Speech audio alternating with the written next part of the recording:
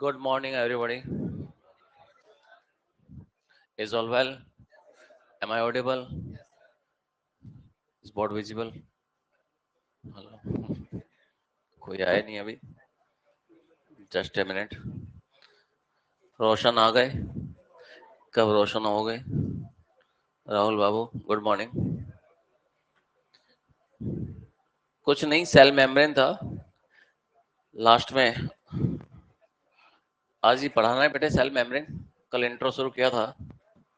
फिर से रिकॉल करते हैं, शुरुआत करते हैं रचा.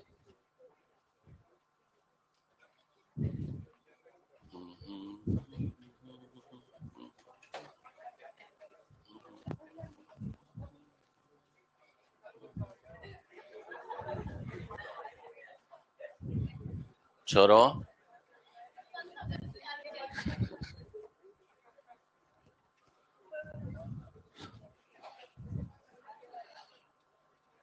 तो मेम्ब्रेन.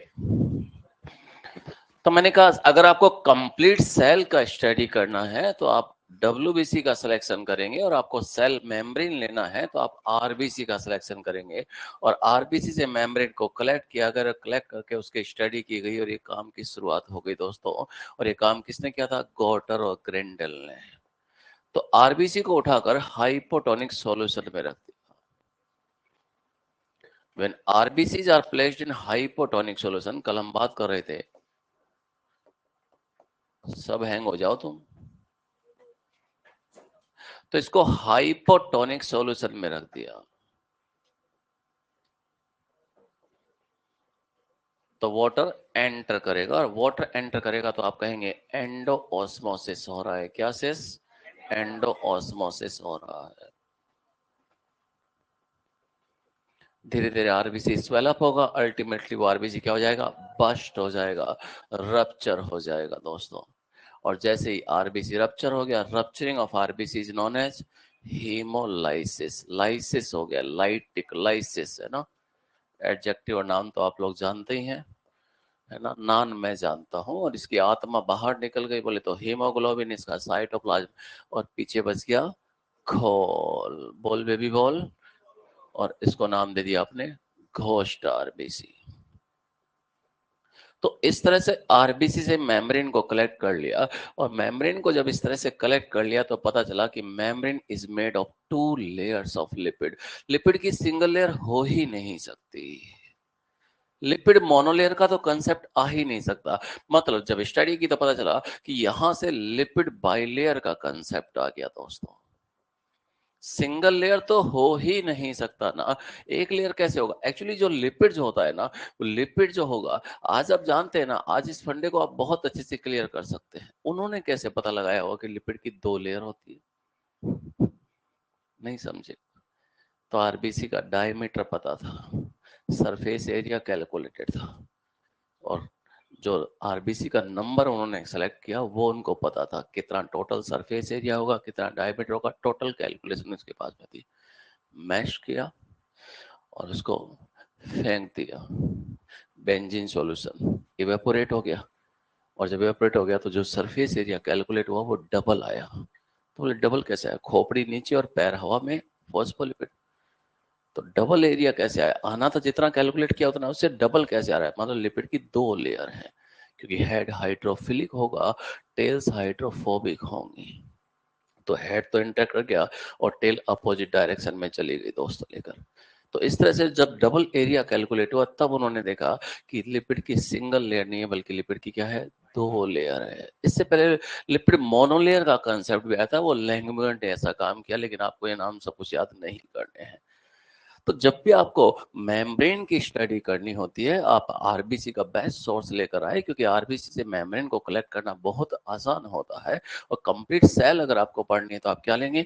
आप डब्ल्यूबीसी का सिलेक्शन ले लेंगे, है ना. डब्ल्यूबीसी कंप्लीट सेल है, हमारे रेस्पेक्ट में बात कर रहे हैं. तो लिपिड बाइलेयर ही होगा, क्योंकि ये सेल है ना. मोनोलेयर तो हो ही नहीं सकता, क्योंकि जो फॉस्फोलिपिड है बेटे, जो फॉस्फोलिपिड है उसका हेड पार्ट जो होता है वो पोलर होता है, टेल्स नॉन पोलर होती है, हाइड्रोफिलिक. ये केमिकल नेचर पहले से ही पता था. ये तो पहले से ही पता था, इनसे पहले भी पता था ये कहानी तो. वो तो 1900 के आसपास ओवरटोन तो लैंगमुर ये काम कर चुके थे दोस्तों, कि जो फॉस्फोलिपिड मॉलिक्यूल है उसका एम्फिएटिक नेचर होता है, एम्फीपैथिक नेचर होता है, एम्बिवेलेंट बिहेवियर होता है, इसका हेड पोलर होता है और टेल्स नॉन पोलर होती है। हेड वाटर लविंग होगा, हाइड्रोफिलिक, और टेल्स क्या होती है, हाइड्रोफोबिक होती है। तो मोनोलेयर तो हो ही नहीं सकता, क्योंकि सेल के अंदर और सेल के बाहर एक्वस एनवायरनमेंट है। सेल के अंदर और सेल के बाहर एक्वस एनवायरनमेंट है, तो जो हेड तो है वो तो एक्वस एनवायरनमेंट से इंटरेक्ट कर जाएगा, तो इंटरेक्ट करेगा, तो ये वाली व्यवस्था भी नहीं हो सकती और ये वाली व्यवस्था भी नहीं हो सकती। कैसे होगी? इसने वाटर से रिएक्ट कर दिया, टेल कैसे करेगा? इस केस में ये वाटर से रिएक्ट कर रहा है, वो कैसे रिएक्ट करेगा? वो तो रिपेल करेगा ना। तो मोनोलेयर तो हो ही नहीं सकता, लिपिड बाइलेयर ही होगा, और उसमें ये वाला अरेंजमेंट भी हो ही नहीं सकता है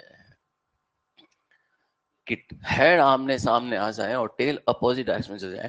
ये कोई भी व्यवस्था मेम्ब्रेन में हो ही नहीं सकती। लिपिड बाइलेयर ही होगा, मोनोलेयर हो नहीं सकता। और उसमें भी व्यवस्था क्या होगी, इस तरह की होगी कि जो हेड जो होगा वो तो एक्वस एनवायरनमेंट से इंटरेक्ट करेगा सेल के अंदर, और सेल के बाहर एक्वस एनवायरनमेंट है, तो हेड पोलर होता है, हेड वाटर लविंग होता है, और हेड जो है हाइड्रोफिलिक होता है। तो हेड पार्ट तो उससे इंटरेक्ट कर जाएगा सेल के अंदर और सेल के बाहर एक्वस एनवायरनमेंट है। तो व्यवस्था यही होगी, ये वाली व्यवस्था हो नहीं सकती, ये वाली व्यवस्था हो नहीं सकती, ये वाला अरेंजमेंट भी हो ही नहीं सकता, मोनोलेयर हो नहीं सकता, और बाइलेयर में ये वाला अरेंजमेंट भी नहीं हो सकता। अरेंजमेंट क्या होगा, यही होगा। तो लिपिड बाइलेयर का कंसेप्ट इस तरह से आया कि cell membrane is made of two layers of lipid. थोड़ा थोड़ा रिसर्च आगे गए तो पता चले मेजर लिपिड जो होता है वो फॉस्फोलिपिड होता है। क्या होता है, फॉस्फो। कुछ नोट करना है तो कर लो, चलता हूँ फिर मैं आगे। चलें आगे। उल्टा किया था आपने, आरबीसी को उठाकर हाइपरटोनिक में रखा था दोस्तों, और आरबीसी को उठाकर हाइपरटोनिक सॉल्यूशन में रखा था, तो वो क्या हो गया था, श्रिंक हो गया था। And shrinking of RBC known as crenation. क्या कहा था इसको, क्रिनेशन कहा था, CRE, क्रिनेशन कहा था, श्रिंकिंग ऑफ आरबीसी। ये कल हम लोग डिस्कस कर सकते थे। कुछ नोट करना है तो 30 सेकंड है आपके पास है, वरना मैं चलता हूँ आगे। डेड्यूस का मीनिंग आपने ढूंढ लिया होगा, क्योंकि वो रेड्यूस तो है नहीं। डॉक्टर अतुल, कृष्णा मैन, दोनों एक साथ हो तुम, कृष्णा और man, okay. Krishnam, 15 seconds are left। एक दो बच्चे देखे अभी वो पुलिया पे खड़े हुए, स्कूटी पे वहां पे लेके कोई ऐसे ही, वो कहते हैं ना क्या वो दूसरे लफंडर जो बोलते हैं, शब्द जो बोलते हैं, बोलना नहीं चाहिए, बड़ा गंदा सा शब्द है, मतलब एक एजुकेटेड पर्सनालिटी कोई टर्म नहीं बोलना चाहिए। उनके साथ खड़े हुए हैं वहां पे लेके, इधर ताक रहे हैं उधर ताक रहे हैं मंदिर। और जब मैं उधर आया वो गाड़ी मोड़ता हूँ उधर मंदिर को ढोक रहे हैं। मतलब यार राम का नाम जपने से क्या होगा, आचरण तो रखो नाम जैसा, लेकिन नारे लगाने से हो क्या रहा है, आचरण तुम्हारा है नहीं लेके। फिर मैंने फटकारा दो तीनों को लेके, फिर मेरे गाड़ी के आगे से ज़ुज़ मारा भैया। जुजू किस दिन ऑटो वाले ने जुजू कर दिया तो तुम्हारा जुजू हो जाएगा। क्या हो जाएगा, जुजू। फिर मास्टर हॉस्पिटल में बुक लेके जा रहा है, हाउ आर यू। मतलब थोड़ा सा यार, घर में बहन भी हमारी कहीं जाती है, मम्मा भी घर के बाहर निकलती है, कोई मिसबिहेव करे तो हमें बुरा लगता है। तो हरकतें थोड़ी ऐसी तो होनी चाहिए ना यार, सोसाइटी में 10 लोग आपको ऑब्जर्व करते हैं, आपकी आंखों में रेस्पेक्ट होना चाहिए सोसाइटी के लिए थोड़ा सा। खैर वो अपने बैच का बच्चा नहीं था, IT वाला था, इसलिए मुझे कहाँ जानता होगा बेचारा। बस वो यूनिफॉर्म में देख लिया होगा उसने, अच्छे फोटो में लगा हुआ है मास्टर, यही होगा अन अकेडमी का ही। थाने में देखी थी इसकी photo, wanted, most wanted. Wanted वाले तो वहीं रह गए, मोस्ट वांटेड यहाँ आ गए कम वक्तों। हो गया बेटे। तो मोनोलेयर हो ही नहीं सकता। सोचो क्या शानदार तरीके से सेल मेम्ब्रेन बना होगा उस जमाने के अंदर, जब नॉन लिविंग से लिविंग बना, उनके अंदर इंटरेक्शन हुआ होगा, और किस तरह से इनऑर्गेनिक से ऑर्गेनिक कंपाउंड्स बने होंगे, और शुरू शुरू के अंदर जो ऑर्गेनिक बने होंगे कितने सिंपल बने होंगे, और जो वो पूरा समुद्र का पानी था। क्या रे हॉट डाइल्यूट सूप बेटा, हेल्ड इन कुछ याद आ रहा है? अब पूरा समुद्र का पानी था और जो बायोमोलिक्यूल बनते गए उन्होंने इंटरेक्शन करना शुरू कर दिया। लेकिन ये बायोमोलिक्यूल बहुत मैच्योर थे, बहुत समझदार थे। इन्होंने एक दूसरे को टांगे मारना शुरू कर दिया, क्योंकि इनको पता था खोपड़ी मारेंगे तो जिंदगी शुरू होने से पहले ही जिंदगी खत्म हो जाएगी। तो पैर मारना शुरू कर दिया, खोपड़ी बचा ली, और इस तरह से इंटरेक्शन हुआ कि एक मिसेल लाइक स्फेरिकल स्ट्रक्चर बन गया लिपिड बाइलेयर का। तो इस तरह से सेल मेम्ब्रेन बना। अगर ये बायोमोलिक्यूल इंटरेक्ट नहीं करते, सेल तो बहुत दूर की बात थी, सेल मेम्ब्रेन ही नहीं बनता। तो बायोमोलिक्यूल की मैच्योरिटी का लेवल देखिए, और उसी बायोमोलिक्यूल का बना ये ऑर्गेनिज्म, इसकी हरकतें देखिए, है ना। अभी देख के आए ना, हरकतें देखिए इनके, लेकिन इससे तो बायोमोलिक्यूल ही मैच्योर थे। इन्हें पता था कि जिंदगी शुरू करनी है तो खोपड़ी बचानी पड़ेगी, क्योंकि एक दूसरे की खोपड़ी फोड़ने का कोई फायदा नहीं है। फिर मेम्ब्रेन का लिपिड आ गया इस तरह से, लेकिन केवल फॉस्फोलिपिड ही नहीं आया। तो प्लाज्मा मेम्ब्रेन का मेजर लिपिड शुरुआत यहीं से हो गई कि मेम्ब्रेन, किसी ने कहा membrane is made of single layer of lipid, तो वो तो डिस्कार्ड ही हो गया। जिन्होंने कहा एक नहीं बल्कि लिपिड की 2 लेयर होती हैं। तो एक लेयर तो हो ही नहीं सकता, लिपिड की 2 लेयर होंगी। क्या होंगी? 2 लेयर। ये अलग अलग मॉडल्स आते चले गए दोस्तों। तो धीरे धीरे धीरे धीरे कहानी जो 1900 ओवरटोन से हुई, वो यहाँ पे जाके खत्म हुई। आपको तो केवल यहीं पे पढ़ना है 1972 फ्लूइड मोज़ेक मॉडल, बाकी तो आपको बात ही नहीं करनी है दोस्तों। आपके लेवल पे उतना नहीं, आप तो 1972 पे ही रुक जाइए। तो मेम्ब्रेन की स्ट्रक्चर के लिए शुरुआत की गॉर्डर ग्रैंडल ने, जो हमने डिस्कस किया। और membrane is made of 2 layers of lipid.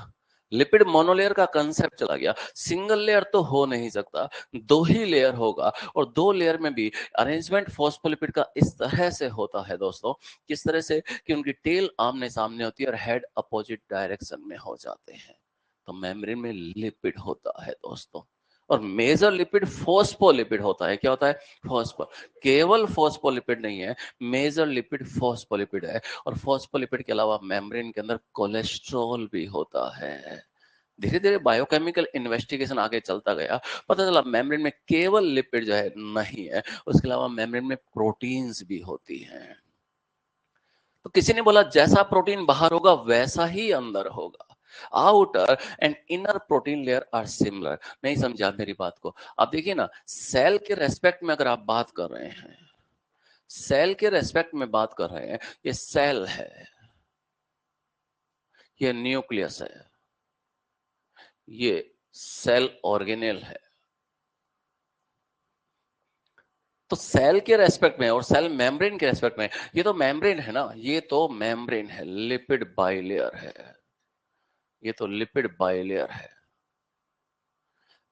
तो सेल के अंदर यहां पे साइटोप्लाज्म होगा ना, ये जो भरा हुआ है ये साइटोप्लाज्म है बेटे।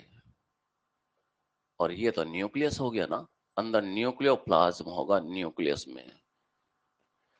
तो सेल मेम्ब्रेन के रेस्पेक्ट में अंदर वाली साइड जो होती है, ये इनर वाली साइड जो होती है, ये साइटोसोलिक साइड होती है। मेम्ब्रेन के रेस्पेक्ट में इनर साइड साइटोसोलिक होगा, लेकिन ऑर्गेनेल के रेस्पेक्ट में आउटर साइड साइटोसोलिक होगी, कि साइटोसोल तो बाहर है। अगर एक सेल से न्यूक्लियस बाहर निकाल देते हैं तो पीछे जो बचेगा वो साइटोप्लाज्म है। उसमें लिविंग ऑर्गेनेल्स यानी सेल ऑर्गेनेल्स देखने को मिलेंगे, लिविंग, उसमें नॉन लिविंग इंक्लूजन्स भी होते हैं। और जो मैट्रिक्स पार्ट होता है उसको साइटोसोल कहते हैं। तो साइटोसोल तो बाहर है ना, मैट्रिक्स जो होगा। तो मेम्ब्रेन के रेस्पेक्ट में इनर साइड साइटोसोलिक है, लेकिन ऑर्गेनेल के रेस्पेक्ट में आउटर साइड साइटोसोलिक साइड हो गया है। कोई कंफ्यूजन है तो बोलो। तो जैसा ये वाली जो साइड होगी ना, ये आउटर साइड हो गई, ये आउटर साइड हो गई है। और ये जो साइटोसोलिक साइड है, ये मेम्ब्रेन के रेस्पेक्ट में देखा जाएगा तो क्या होगी? ये इनर साइड होगी। तो जैसा प्रोटीन बाहर होता है वैसा ही अंदर होता है दोस्तों। Outer and inner protein layer similar. शुरुआत यहां से हुई कि सिंगल लेयर नहीं होगा, लिपिड की 2 लेयर होंगी। ठीक है, थोड़ा आगे गए तो मतलब मेम्ब्रेन में मेजर लिपिड जो होता है फॉस्फोलिपिड है। केवल फॉस्फोलिपिड नहीं है, उसके अंदर कोलेस्ट्रॉल भी है। तो ये एनिमल सेल के रेस्पेक्ट में ही बात कर रहे हैं। कोलेस्ट्रॉल मेम्ब्रेन को स्टेबिलिटी प्रोवाइड करता है। लो टेम्परेचर पर मेम्ब्रेन फ्रीज ना हो पाए, हाई टेम्परेचर पर मेल्ट ना हो पाए, कोलेस्ट्रॉल उसकी विस्कोसिटी को मेंटेन करता है। Homeo viscous adaptation. ये अडेप्टेशन ही तो है। कोई शो, अरे ये अडेप्टेशन ही, मैं अपोजिबल थंब की बात कर रहा हूँ। अगर ये इस तरह से होता तो ग्रास्पिंग किस तरह से होता, मास्टर का टेंटवा कैसे पकड़ते आप लोग बताइए। और ये जब आ गया अपोजिबल थंब आपके एंसेस्टर्स में, किस में, एप्स या मंकीज? वो तो तुम्हारी हरकतों से बदल देता है, मंकी मंकी मंकी। पेड़ पे चढ़ जाओ एनसीईआरटी लेके, खो खो। हमारे एंसेस्टर्स हमारे बाप दादा हैं। कौन है हमारे बाप दादा हैं? नहीं समझे, कोई गुस्सा आ रहा है?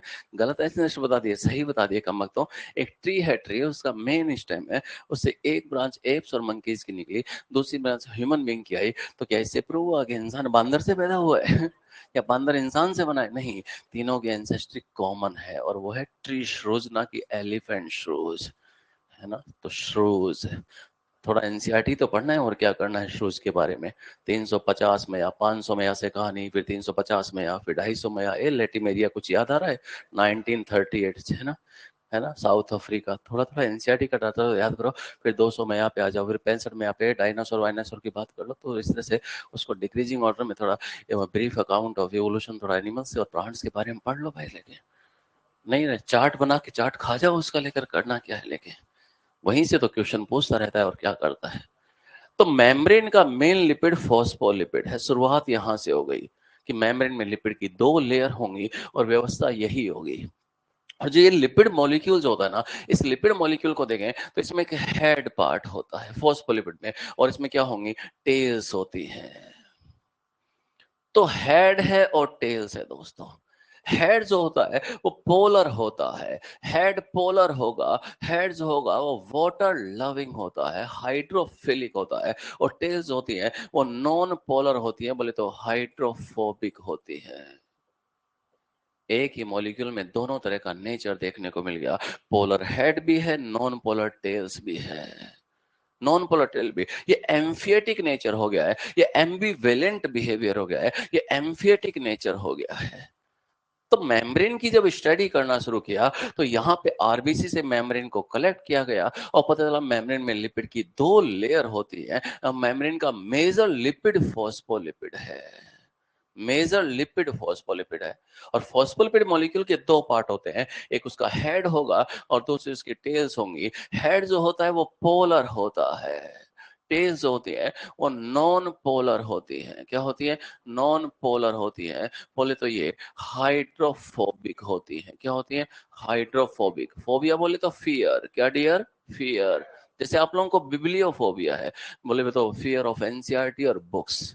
आप लोगों को एक्रोफोबिया, मैंने कहा ऊंचाइयों छुओ, बोले नहीं सर ऊंचाइयों से डर लगता है, बिल्डिंग पे थोड़ी ना चढ़ना है, जिंदगी में ऊंचाइयां छूनी है सफलता की। I am the patient of acrophobia, है ना। बिब्लियोफोबिया, एनसीईआरटी से लगता है डर, डर दम दम निकलता है इनका ना। तो ये पोलर है, बोले तो हाइड्रोफिलिक है। फिलिया यानी अट्रैक्शन है, मैनिया है। तो एनसीईआरटी मैनिया होना चाहिए ना कि फोबिया होना चाहिए। तो ये हाइड्रोफिलिक हो गया है। तो एक ही मॉलिक्यूल में 2 नेचर देखने को मिल गया, हाइड्रोफिलिक भी हो गया, हाइड्रोफोबिक भी हो गया। और आपने कहा ये क्या हो गया है? ये एम्फिएटिक नेचर हो गया है।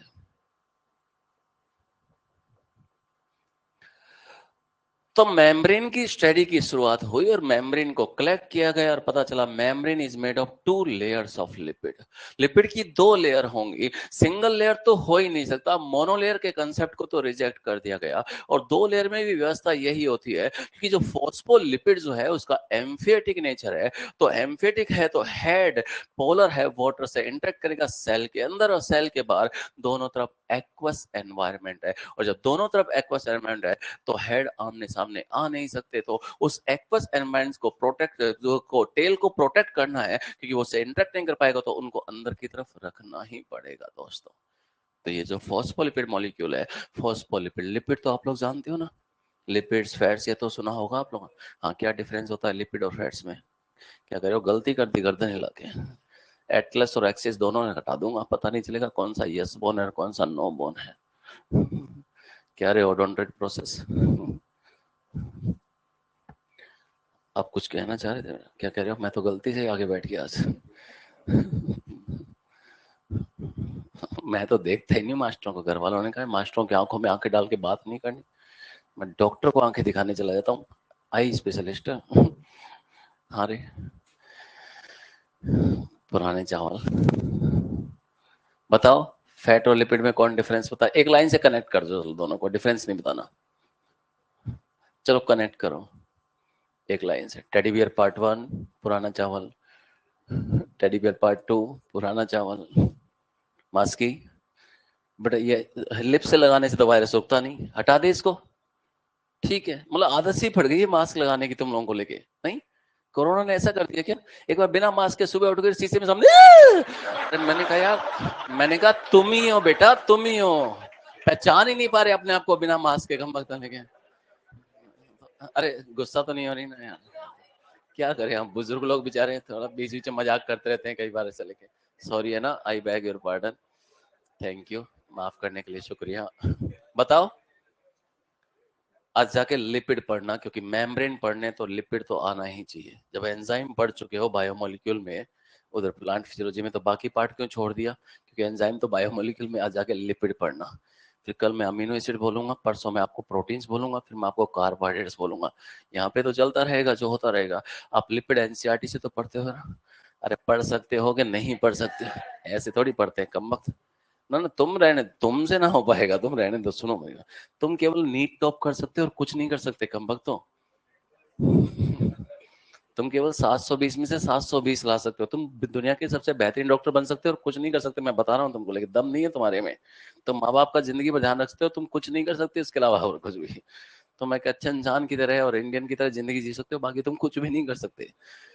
अरे अच्छा, ये तो काफी है, बस यही तो करना है। तुम बस इतना ही कर पाओगे इस जीवन में। इधर पन्ने क्या पढ़ रहे हो, छोड़ो ना यार। लिपिड्स आर जर्नल, नहीं नहीं, वाटर इनसोलुबल लिखने से कुछ नहीं होगा, जर्नली को अंडरलाइन करना था। तो मतलब क्या वाटर सोलुबल भी बनाया जा सकता है? क्या रे काइलोमाइक्रॉन्स, ये लिपोप्रोटीन्स, और किस तरह से ब्लड से इधर उधर ले लेकर जा रहे हैं, कोटिंग कर दिया गया, फिर लेकर जा रहे हैं। जर्नली वाटर इनसोलुबल, जर्नली लिखा है। तो क्या इसको वाटर सोलुबल बनाते हैं? बोले कैसे बनाते हैं? तो सर्कुलेटरी सिस्टम के साथ में जोड़ दो, डाइजेस्टिव सिस्टम के साथ में जोड़ दो। तो मेम्ब्रेन का मेजर लिपिड फॉस्फोलिपिड होगा, और इस फॉस्फोलिपिड मॉलिक्यूल में पोलर हेड होता है, नॉन पोलर टेल्स होती हैं, और ये टेल जो आपको पता है ये फैटी एसिड्स का बना होता है। सैचुरेटेड अनसैचुरेटेड हाइड्रोकार्बन, कार्बन के अगर सारे ही सिंगल बॉन्ड है तो वो सैचुरेट होगा, डबल और ट्रिपल बॉन्ड आ गया तो वो अनसैचुरेट होगा। तो जब एनसीईआरटी कह रहा है इसका टेल जो है सैचुरेटेड हाइड्रोकार्बन टेल, तो उसने ओनली नहीं लिखा, क्योंकि ओनली होता भी नहीं है, सैचुरेटेड टेल भी है और अनसैचुरेटेड टेल भी है दोस्तों। ये जो टेल जो होता है उसमें दोनों तरह के फैटी एसिड्स और हाइड्रोकार्बन होते हैं, सैचुरेट भी होते हैं, अनसैचुरेट भी होते हैं। और अनसैचुरेट होने से ये होगा, इस टेल के अंदर किंग किंग आ जाती है। क्या आ जाती है? किंग किंग आ गई है, वो बैंड हो गया है। ये जो बॉन्ड आपको दिख रहा है, ये यहाँ पे डबल बॉन्ड आ गया। क्या है जेम्स बॉन्ड? डबल बॉन्ड आ गया है। इसके कारण इसमें किंग किंग हो गई है, ये बैंड हो गया है, किंग फॉर्मेशन, ये बैंड हो गया है। समझो मेरी बात को। जो फॉस्फोलिपिड मॉलिक्यूल होता है ना, इसके दो पार्ट होंगे, एक तो उसका पोलर हेड होगा, दूसरा उसकी टेल्स होंगी। हेड पोलर है, वाटर लविंग है, वो वाटर से इंटरेक्ट कर रहा है, और टेल्स वाटर को रिपेल कर रही है, वो हाइड्रोफोबिक होंगी। अब टेल में सैचुरेटेड हाइड्रोकार्बन भी है, अनसैचुरेटेड, दोनों तरह के हैं। जब एनसीईआरटी लिख रहा है सैचुरेटेड हाइड्रोकार्बन टेल, तो बेटा जी उसने ओनली नहीं लिखा, क्योंकि ओनली होता भी नहीं है। ये सैचुरेटेड टेल हो गया, और ये वाला क्या हो गया? Unsaturated tail. अगर सारे ही सैचुरेट होते, सोच लो, अगर सारे ही सैचुरेट हाइड्रोकार्बन होते तो इस टेल के अंदर टेल बिल्कुल स्ट्रेट होती, उसमें किंग किंग। ए लड़के इधर सुन, चश्मिश, रेड चश्मा, काले चश्मे में कन्वर्ट करने, काला चश्मा, बोल रहे हैं तो सुन तो सही बेटा। तेल जो है, कोई इन्फिनिटी कॉम्प्लेक्स है क्या मेरे से? Looking smart is not a crime. हाँ, तो मैं अरे मतलब हद हो गया है। बाप तो फिट ही रहना चाहिए ना एकदम, नहीं समझे? हेलो तो सुनो, यस ब्रो। तो टेल जो होता है बेटे, उसमें सारे अगर सैचुरेट होते तो टेल स्ट्रेट होता, ये भी स्ट्रेट होता, ये भी स्ट्रेट होता, उसमें किंग किंग या बेंडिंग देखने को नहीं मिलता। एक फॉस्फोलिपिड मॉलिक्यूल बिल्कुल स्ट्रेट हो जाता, दूसरा भी बिल्कुल पास आया था, तीसरा भी बिल्कुल पास आया था। मॉलिक्यूल इतना पास पास आते कि मेम्ब्रेन में मॉलिक्यूल्स की क्लोज पैकिंग हो जाती, और इतना क्लोज पैकिंग हो जाता, मेम्ब्रेन में फ्लूइडिटी किस तरह से आता। जो आप कहते हो ना quasi fluid nature of lipids, lipid का क्वासी फ्लूइड नेचर होता है। लिपिड का क्वासी फ्लूइड नेचर किसके कारण है? Because of unsaturated hydrocarbon. सारे ही सैचुरेट होते तो तरलता नहीं आती, लचकता नहीं आती। तो जो फ्लूइड बिहेवियर है वो किसके कारण है? Quasi fluid nature of lipid के कारण है। और लिपिड का क्वासी फ्लूइड नेचर क्यों है almost liquid? Because of unsaturated.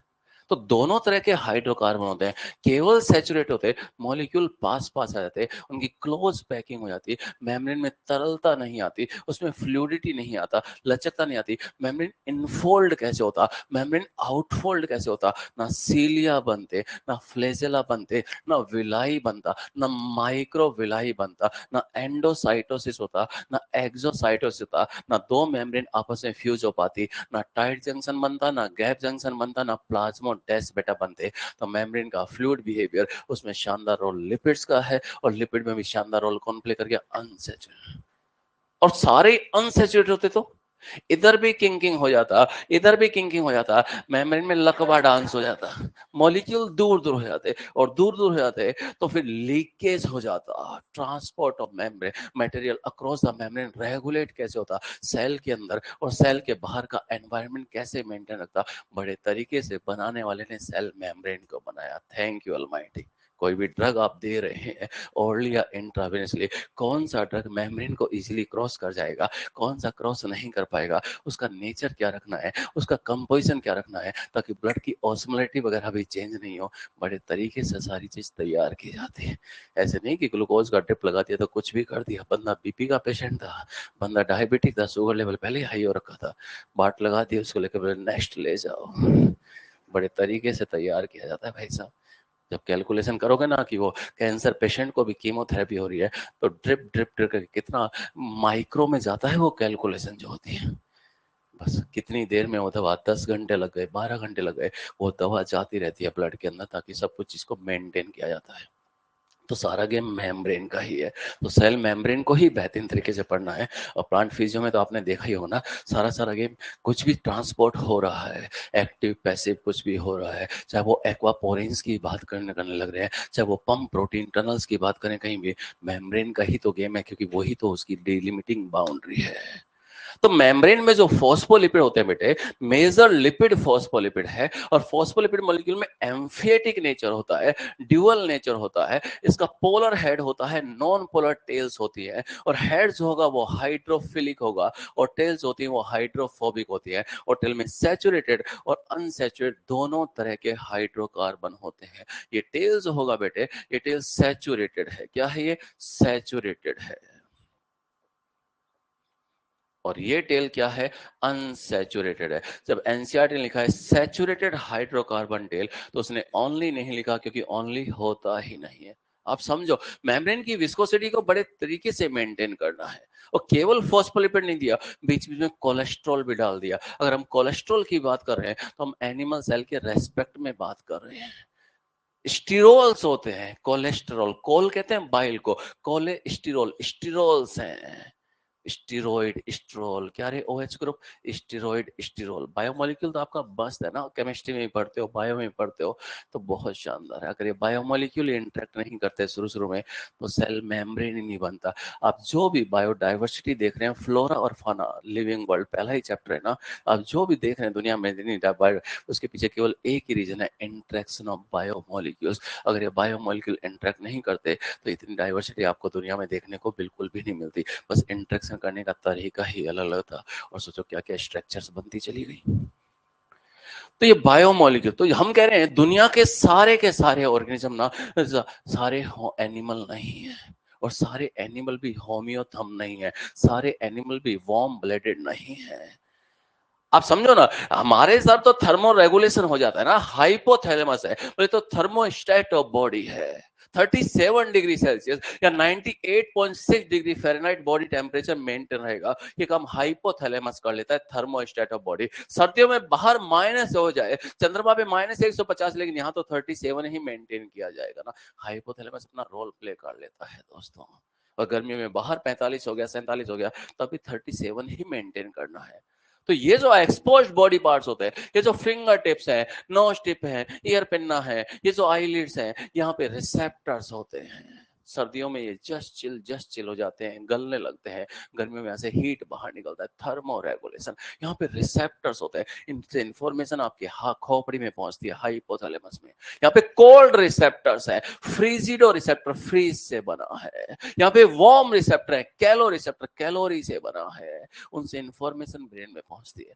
अब सर्दियां आएंगी, बाहर टेम्परेचर -4 चला जाएगा, यहाँ 37, तो माइनस से, तो जो आपके फ्रीजिडो रिसेप्टर होते हैं, कोल्ड रिसेप्टर, उनसे इंफॉर्मेशन ब्रेन को पहुंचती है। फिर वहां से वैसो कॉन्स्ट्रिक्टर्स रिलीज होते हैं, और यहाँ पे जो ब्लड सप्लाई कम हो गई है, ब्लड वेसल कॉन्स्ट्रिक्ट हो गया है, तो यहाँ से हीट लॉस नहीं होता है। और गर्मियों में इसका उल्टा होगा, जो वार्म रिसेप्टर्स है उनसे इंफॉर्मेशन पहुंचेगी, यहाँ से वैसो डायलेटर्स, और वैसो डायलेटर रिलीज होंगे तो हीट लॉस हो जाए, 37 मेंटेन रहेगा। ये थर्मो रेगुलेशन होता है दोस्तों। तो ये हम कर पा रहे हैं, तो हम कर पा रहे हैं, लेकिन दुनिया का हर एनिमल ऐसा नहीं कर पा रहा। वो मछली ऐसा नहीं कर पा रहा, वो फ्रॉग ऐसा नहीं कर पा रहा, वो रेप्टाइल ऐसा नहीं कर पा रहा। वो क्या है? Cold blooded. लेकिन बर्ड कर पा रहा है, वो क्या है? Warm blood. जिसकी बॉडी पे बाल है वो वार्म ब्लडेड, जिसमें केवल खाल है वो कोल्ड ब्लडेड। बाल है बोले तो फेदर, बोले तो हेयर लाइक स्ट्रक्चर, और बाकी तो मैमल में तो बाल है ही दोस्तों। लेकर जिसकी बॉडी पे बाल है वो वार्म ब्लडेड, जिसमें केवल खाल है वो कोल्ड ब्लडेड। तो जब भी थर्मल फ्लक्चुएशन होता है सराउंडिंग का, यहाँ 37 मेंटेन कर लिया गया, लेकिन जिसमें अगर मेंटेन नहीं हुआ तो मामला गड़बड़ जाएगा। हाई टेम्परेचर में मॉलिक्यूल्स की मूवमेंट बढ़ जाएगी, मॉलिक्यूल दूर दूर भाग जाएंगे। लो टेम्परेचर में मॉलिक्यूल की मूवमेंट कम हो जाएगी, मॉलिक्यूल पास पास आएंगे। क्या रे केटी जी, कभी कभी वो भी अप्लाई कर लेना चाहिए थर्मोडायनेमिक्स के साथ में, नहीं समझे? केवल रेडिएशन पढ़ते रहते पूरा दिन भर लेके। तो ये मॉलिक्यूल की मूवमेंट थर्मो टेम्परेचर किस तरह से अफेक्ट करता है। तो जब थर्मल फ्लक्चुएशन होगा, टेम्परेचर चेंज होगा, तो मॉलिक्यूल्स की मूवमेंट बढ़ेगी या कम हो जाएगी। मेम्ब्रेन में लीकेज हो सकता है, मेम्ब्रेन फ्रीज हो सकती है। मेम्ब्रेन में लीक हो गया या फ्रीज हो गया तो transport of metal across the membrane कैसे होगा? तो मेम्ब्रेन की विस्कोसिटी को बड़े तरीके से मेंटेन करना होता है, ताकि वो लो टेम्परेचर पर फ्रीज ना हो पाए और हाई टेम्परेचर मेल्ट ना हो पाए। इसके लिए हमारे पास डाल दिया गया कोलेस्ट्रॉल। कोलेस्टेरॉल जो होता है वो टेम्परेचर बफर, बफर तो आप समझते हो ना बेटा, हीमोग्लोबिन बफर तो आप लोग समझते हो ना कि 7.4 ही मेंटेन करके रखना है। हीमोग्लोबिन तो बड़े तरीके से वो काम कर लेता है, कब उसको स्ट्रॉन्ग एसिड की तरह काम करना है, कब उसको प्रोटॉन रिलीज करना है, और दे दिया जाओ, चले जाओ प्रोटॉन को, और ऑक्सीजन छोड़ दी टिश्यू को लेकर, तो बड़े तरीके से वो काम कर जाता है। तो जो कोलेस्ट्रॉल जो होता है वो मेम्ब्रेन में दिए, तो मेम्ब्रेन का मेजर लिपिड फॉस्फोलिपिड है, और फॉस्फोलिपिड मॉलिक्यूल का एम्फिएटिक नेचर होता है। और इस फॉस्फोलिपिड में केवल सैचुरेटेड हाइड्रोकार्बन भी नहीं है, अनसैचुरेटेड भी होते हैं, और अनसैचुरेटेड है तभी मेम्ब्रेन जो होता है उसकी विस्कोसिटी को मेंटेन कर लिया जाता है, उसके कंपोजिशन को मेंटेन कर लिया जाता है। तो दोनों तरह की टेल्स आपको देखने को मिलेंगी, सैचुरेटेड और अनसैचुरेटेड। केवल सैचुरेट होते मेम्ब्रेन फ्रीज हो जाता, केवल अनसैचुरेट तो मेम्ब्रेन में लीकेज होता। तो दोनों तरह के हाइड्रोकार्बन दे दिए गए। अब सोच समझ के बोलना, अगर अनसैचुरेटेड हाइड्रोकार्बन मेम्ब्रेन में बढ़ेगा तो मेम्ब्रेन की फ्लूइडिटी बढ़ जाएगी। क्या हो जाएगी? बढ़ जाए। और गेहूं का पौधा, क्या रे विंटर व्हीट, वो गेहूं का पौधा, उसको भी पता है कि पाला पड़ेगा, जनवरी का महीना आएगा, सराउंडिंग का टेम्परेचर बहुत कम हो जाएगा, और लो टेम्परेचर में मेम्ब्रेन फ्रीज हो सकता है। इसकी तैयारी पहले ही वो ऑटम सीजन में कर देता है कि पाला पड़े फ्यूचर में, उसकी तैयारियों पहले वो अपनी सेल के अंदर अनसैचुरेटेड हाइड्रोकार्बन्स को बनाना शुरू कर देता है। और जैसे जैसे सराउंडिंग का टेम्परेचर कम होता चला जाता है, वो अनसैचुरेटेड को अपनी मेम्ब्रेन में फिट करता जाएगा, और मेम्ब्रेन में अनसैचुरेटेड बढ़ेगा तो मेम्ब्रेन की फ्लूइडिटी बढ़ती चली जाएगी, और मेम्ब्रेन की फ्लूइडिटी बढ़ेगी तो लो टेम्परेचर मेम्ब्रेन फ्रीज नहीं होगा। ये होम्यो विस्कस अडेप्टेशन है। गेहूं के पौधे को भी पता है कि पाला पड़ेगा, और ये दुनिया का सबसे हायर ऑर्गेनिज्म, इसको पता ही नहीं कि मई 2024 आएगा। बेटा ऑर्गेनिज्म सीखो अपनी सेल से, सेल भी मेंटेन करती है, दूसरे भी मेंटेन करते हैं। कोई भी स्पीसीज दुनिया में आ गई है, चाहे वो कोरोना वायरस, अपने आप को खत्म करने के लिए थोड़ी ना आया, वो तो सेल ही नहीं है भाई साहब, फिर भी अपने अस्तित्व को बरकरार रखा हुआ है। हम ही हैं जो ऐसे ऐसे काम करते हैं कि मानवता कगार पे लगा के रख दी है। तो केवल बीइंग ह्यूमन की टी शर्ट पहनने से कुछ नहीं होगा, ह्यूमन बीइंग बन के रहिए तो यारो। समझ में आ रहा है? तो ये स्पीसीज तो काम ही ऐसे कर रही है कि पूरी मानवता इधर करार कर रही है। एंडेजर्ड हो गया, अबाउट टू एक्सटिंक्ट है दोस्तों, लेकर समझ में आ रहा है मेरी बात को लेके। तो मेम्ब्रेन की चीज को समझिए। तो मेम्ब्रेन का मेजर लिपिड फॉस्फोलिपिड है, लेकिन फॉस्फोलिपिड के अलावा मेम्ब्रेन में और क्या होता है? कोलेस्ट्रॉल। एनिमल सेल में स्टिरोल्स मेम्ब्रेन को स्टेबिलिटी प्रोवाइड कर रहा है। कोलेस्ट्रॉल हमारे पास में, प्लांट्स में फाइटोस्टिरोल होता है, और फंगस के पास में अर्गोस्टिरोल्स होते हैं। अर्गोस्टिरोल्स होते हैं फंगस के अंदर। रही बात प्रोकैरियोट्स की, बैक्टीरिया की, उनमें स्ट्रोल तो नहीं होते हैं, स्ट्रोल लाइक होते हैं, जैसे आप लोग ह्यूमन लाइक हो। अरे हो तो भगवान ना, बच्चे तो भगवान का ही रूप होते हैं। वो तो क्या है, हमारी किस्मत अच्छी है, इस प्लेनेट पे आपने इंसानों की तरह उतार लिया है कम वक्त तो लेके। तो जैसे आप लोग ह्यूमन लाइक हो, तो तुम भगवान ही कम वक्त, तो बच्चे तो भगवान का रूप होते हैं, है ना। भगवान करे जिंदगी भर तुम बच्चे ही रहो, कम से कम भगवान की तरह बने तो रहो। बड़े हो गए, इंसानों वाले लक्षण तुम में आ गए, तो सोच लो। ऐसे करना शुरू किया था, धीरे धीरे इवोल्यूशन होता गया, और लास्ट में पीयूष करते, चलो लौट चलो, ये प्लेनेट अब इंसानों के रहने लायक नहीं रहा, वापिस लौट चलो कम वक्त लेके। समझ में आ रहा है? तो बचा लो यार, जिंदगी एक ही बार मिली है। हरकतें, है ना, ये सब कुछ अच्छा अच्छा कर लो, कि जो पेरेंट्स से सीखा है वो रिफ्लेक्ट करोगे। जितना तुमने पास्ट में किया है वो दुनिया को दिखा दोगे, तो तुम पहचान बन जाओगे अपने आप ही। इस दुनिया में कोई दूसरा आप जैसा हो सकता है? अरे 99% तो डीएनए मैच ही करे ना, 1% में कितना वेरिएशन है। और उसमें उसमें भी आप जैसा कोई हो सकता है, आपका सगा भाई बहन भी आप जैसा हो सकता है। ओरिजिनल या मास्टरपीस आप ही हैं। तो आपकी अपनी एक आइडेंटिटी है, आपकी अपनी एक इंडिविजुअलिटी है, आपकी अपनी एक पहचान है। तो उस पहचान को नेचर ने ही कुछ ऐसा बनाया, कोई दूसरा आप जैसा हो सकता है। आपका क्लोन, आपका कलर जीरोक्स, आपकी कार्बन कॉपी, आपकी रेप्लिका हो सकता है। मास्टरपीस या ओरिजिनल आप ही कहलाएंगे दोस्तों। इस दुनिया में कोई पीयूष गुप्ता जैसा होगा, ओरिजिनल ये एक ही है, मैं बता रहा हूँ। कि जाते जाते उसने कहा कि जा तेरे जैसे और मिलेंगे। मैंने कहा चाहिए भी तेरे को मेरे जैसे ही कम वक्त होने का। तो अपनी पहचान को बरकरार रखिए। तो मेम्ब्रेन में स्टिरोल्स केवल फॉस्फोलिपिड नहीं है, मेम्ब्रेन में कोलेस्ट्रॉल भी होता है। और कोलेस्ट्रॉल जो होता है वो मेम्ब्रेन को स्टेबिलिटी देता है। प्लांट्स में फाइटोस्ट्रोल हो गया, और एनिमल में क्या हो जाएगा, सॉरी उधर फंगस में अर्गोस्ट्रोल। रही बात प्रोकैरियोट्स की, वह स्ट्रोल तो नहीं है, स्ट्रोल लाइक होते हैं। क्या बोलते हैं? होपेनॉइड्स बोलते हैं। क्या बोलते हैं उनको? होपेनॉइड्स, जो मेम्ब्रेन को स्टेबिलिटी प्रोवाइड करते हैं। बैक्टीरिया के सेल में आपको क्या मिलेंगे? होपेनॉइड्स मिलेंगे। कहां पर? मेम्ब्रेन में, वॉल में नहीं। और होपेनॉइड्स जो होते हैं वो क्या करते हैं? मेम्ब्रेन को स्टेबिलिटी प्रोवाइड करते हैं दोस्तों। क्या करते हैं? स्टेबिलिटी। तो केवल फॉस्फोलिपिड नहीं है, क्योंकि यहाँ पे क्या होते हैं? स्टिरोल्स भी होते हैं। इतना कुछ नोट करना है तो कर लो, नहीं तो चलता हूँ, फिर मैं आगे एक बार वापस लौट के आता हूँ। बस इसका नेचर बताना था मुझे, एम्फिएटिक नेचर या एम्फीपैथिक नेचर। एम्फिएटिक और एम्फीपैथिक।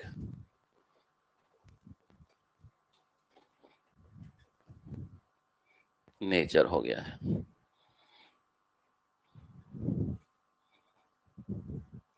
आज क्या पढ़ना है जाके आपको?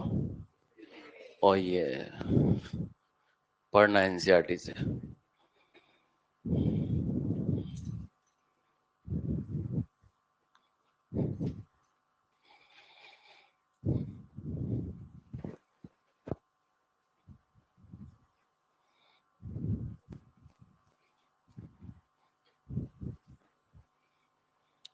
तो अनसैचुरेटेड हाइड्रोकार्बन टेल और सैचुरेटेड, ये डबल बॉन्ड आ गया, किंग किंग आ गई। अगर सारे ही सिंगल बॉन्ड होते तो सैचुरेट होते। आप लोग जानते हो, आपसे ज्यादा केमिस्ट्री तो मेरे को बिल्कुल भी नहीं आती है, फ्रैंकली और फेयरली स्पीकिंग। आपकी तो केमिस्ट्री के साथ केमिस्ट्री अच्छी है।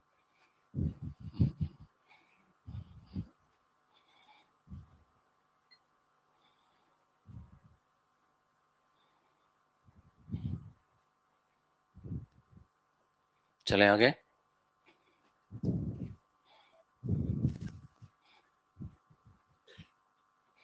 तो एम्फेटिक, पूरी सर्दी आप लोगों का ये बिहेवियर देखने को मिलता है। हेड हाइड्रोफिलिक है, टेल्स हाइड्रोफोबिक है, ड्राई क्लीन हो रहा है बस, बाकी तो पानी को रिपेल करता रहता है। कुछ लोगों में ताउम्र ये मिलता है, never take bath because they think they are soluble in पानी।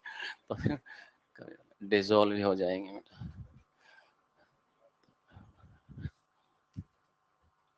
हो गया बेटो? चले आगे। कोई है तो बोलो।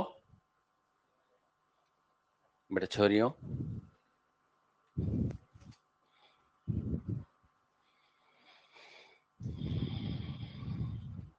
हाँ आराम से, टेक योर टाइम, कोई जल्दी थोड़ी है। 3-4 महीने अभी इसको सेल मेम्ब्रेन को बनाने को। सोचो कैसे मेम्ब्रेन बना होगा। अभी तो सारा समुद्र का पानी था और बायोमोलिकुलर इंटरेक्शन करना शुरू किया और इस तरह से एक micelle like double layered structure बन गया।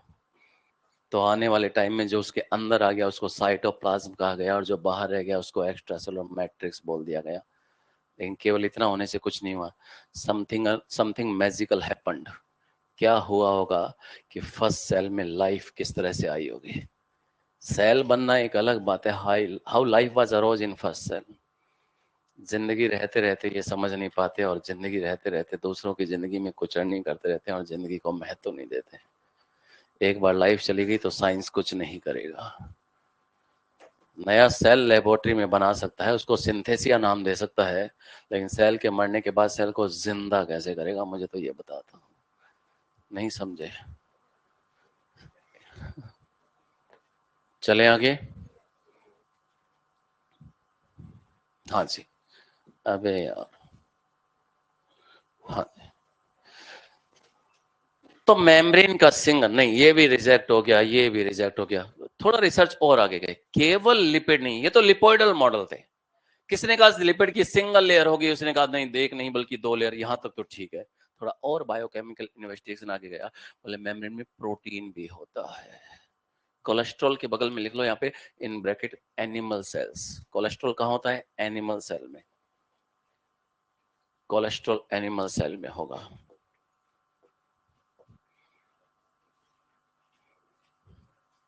और लिख देना वहां पे प्रोवाइड्स स्टेबिलिटी टू मेम्ब्रेन।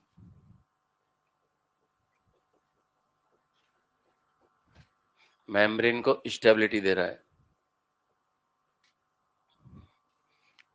दूसरा पॉइंट लिख देना, एक्स एज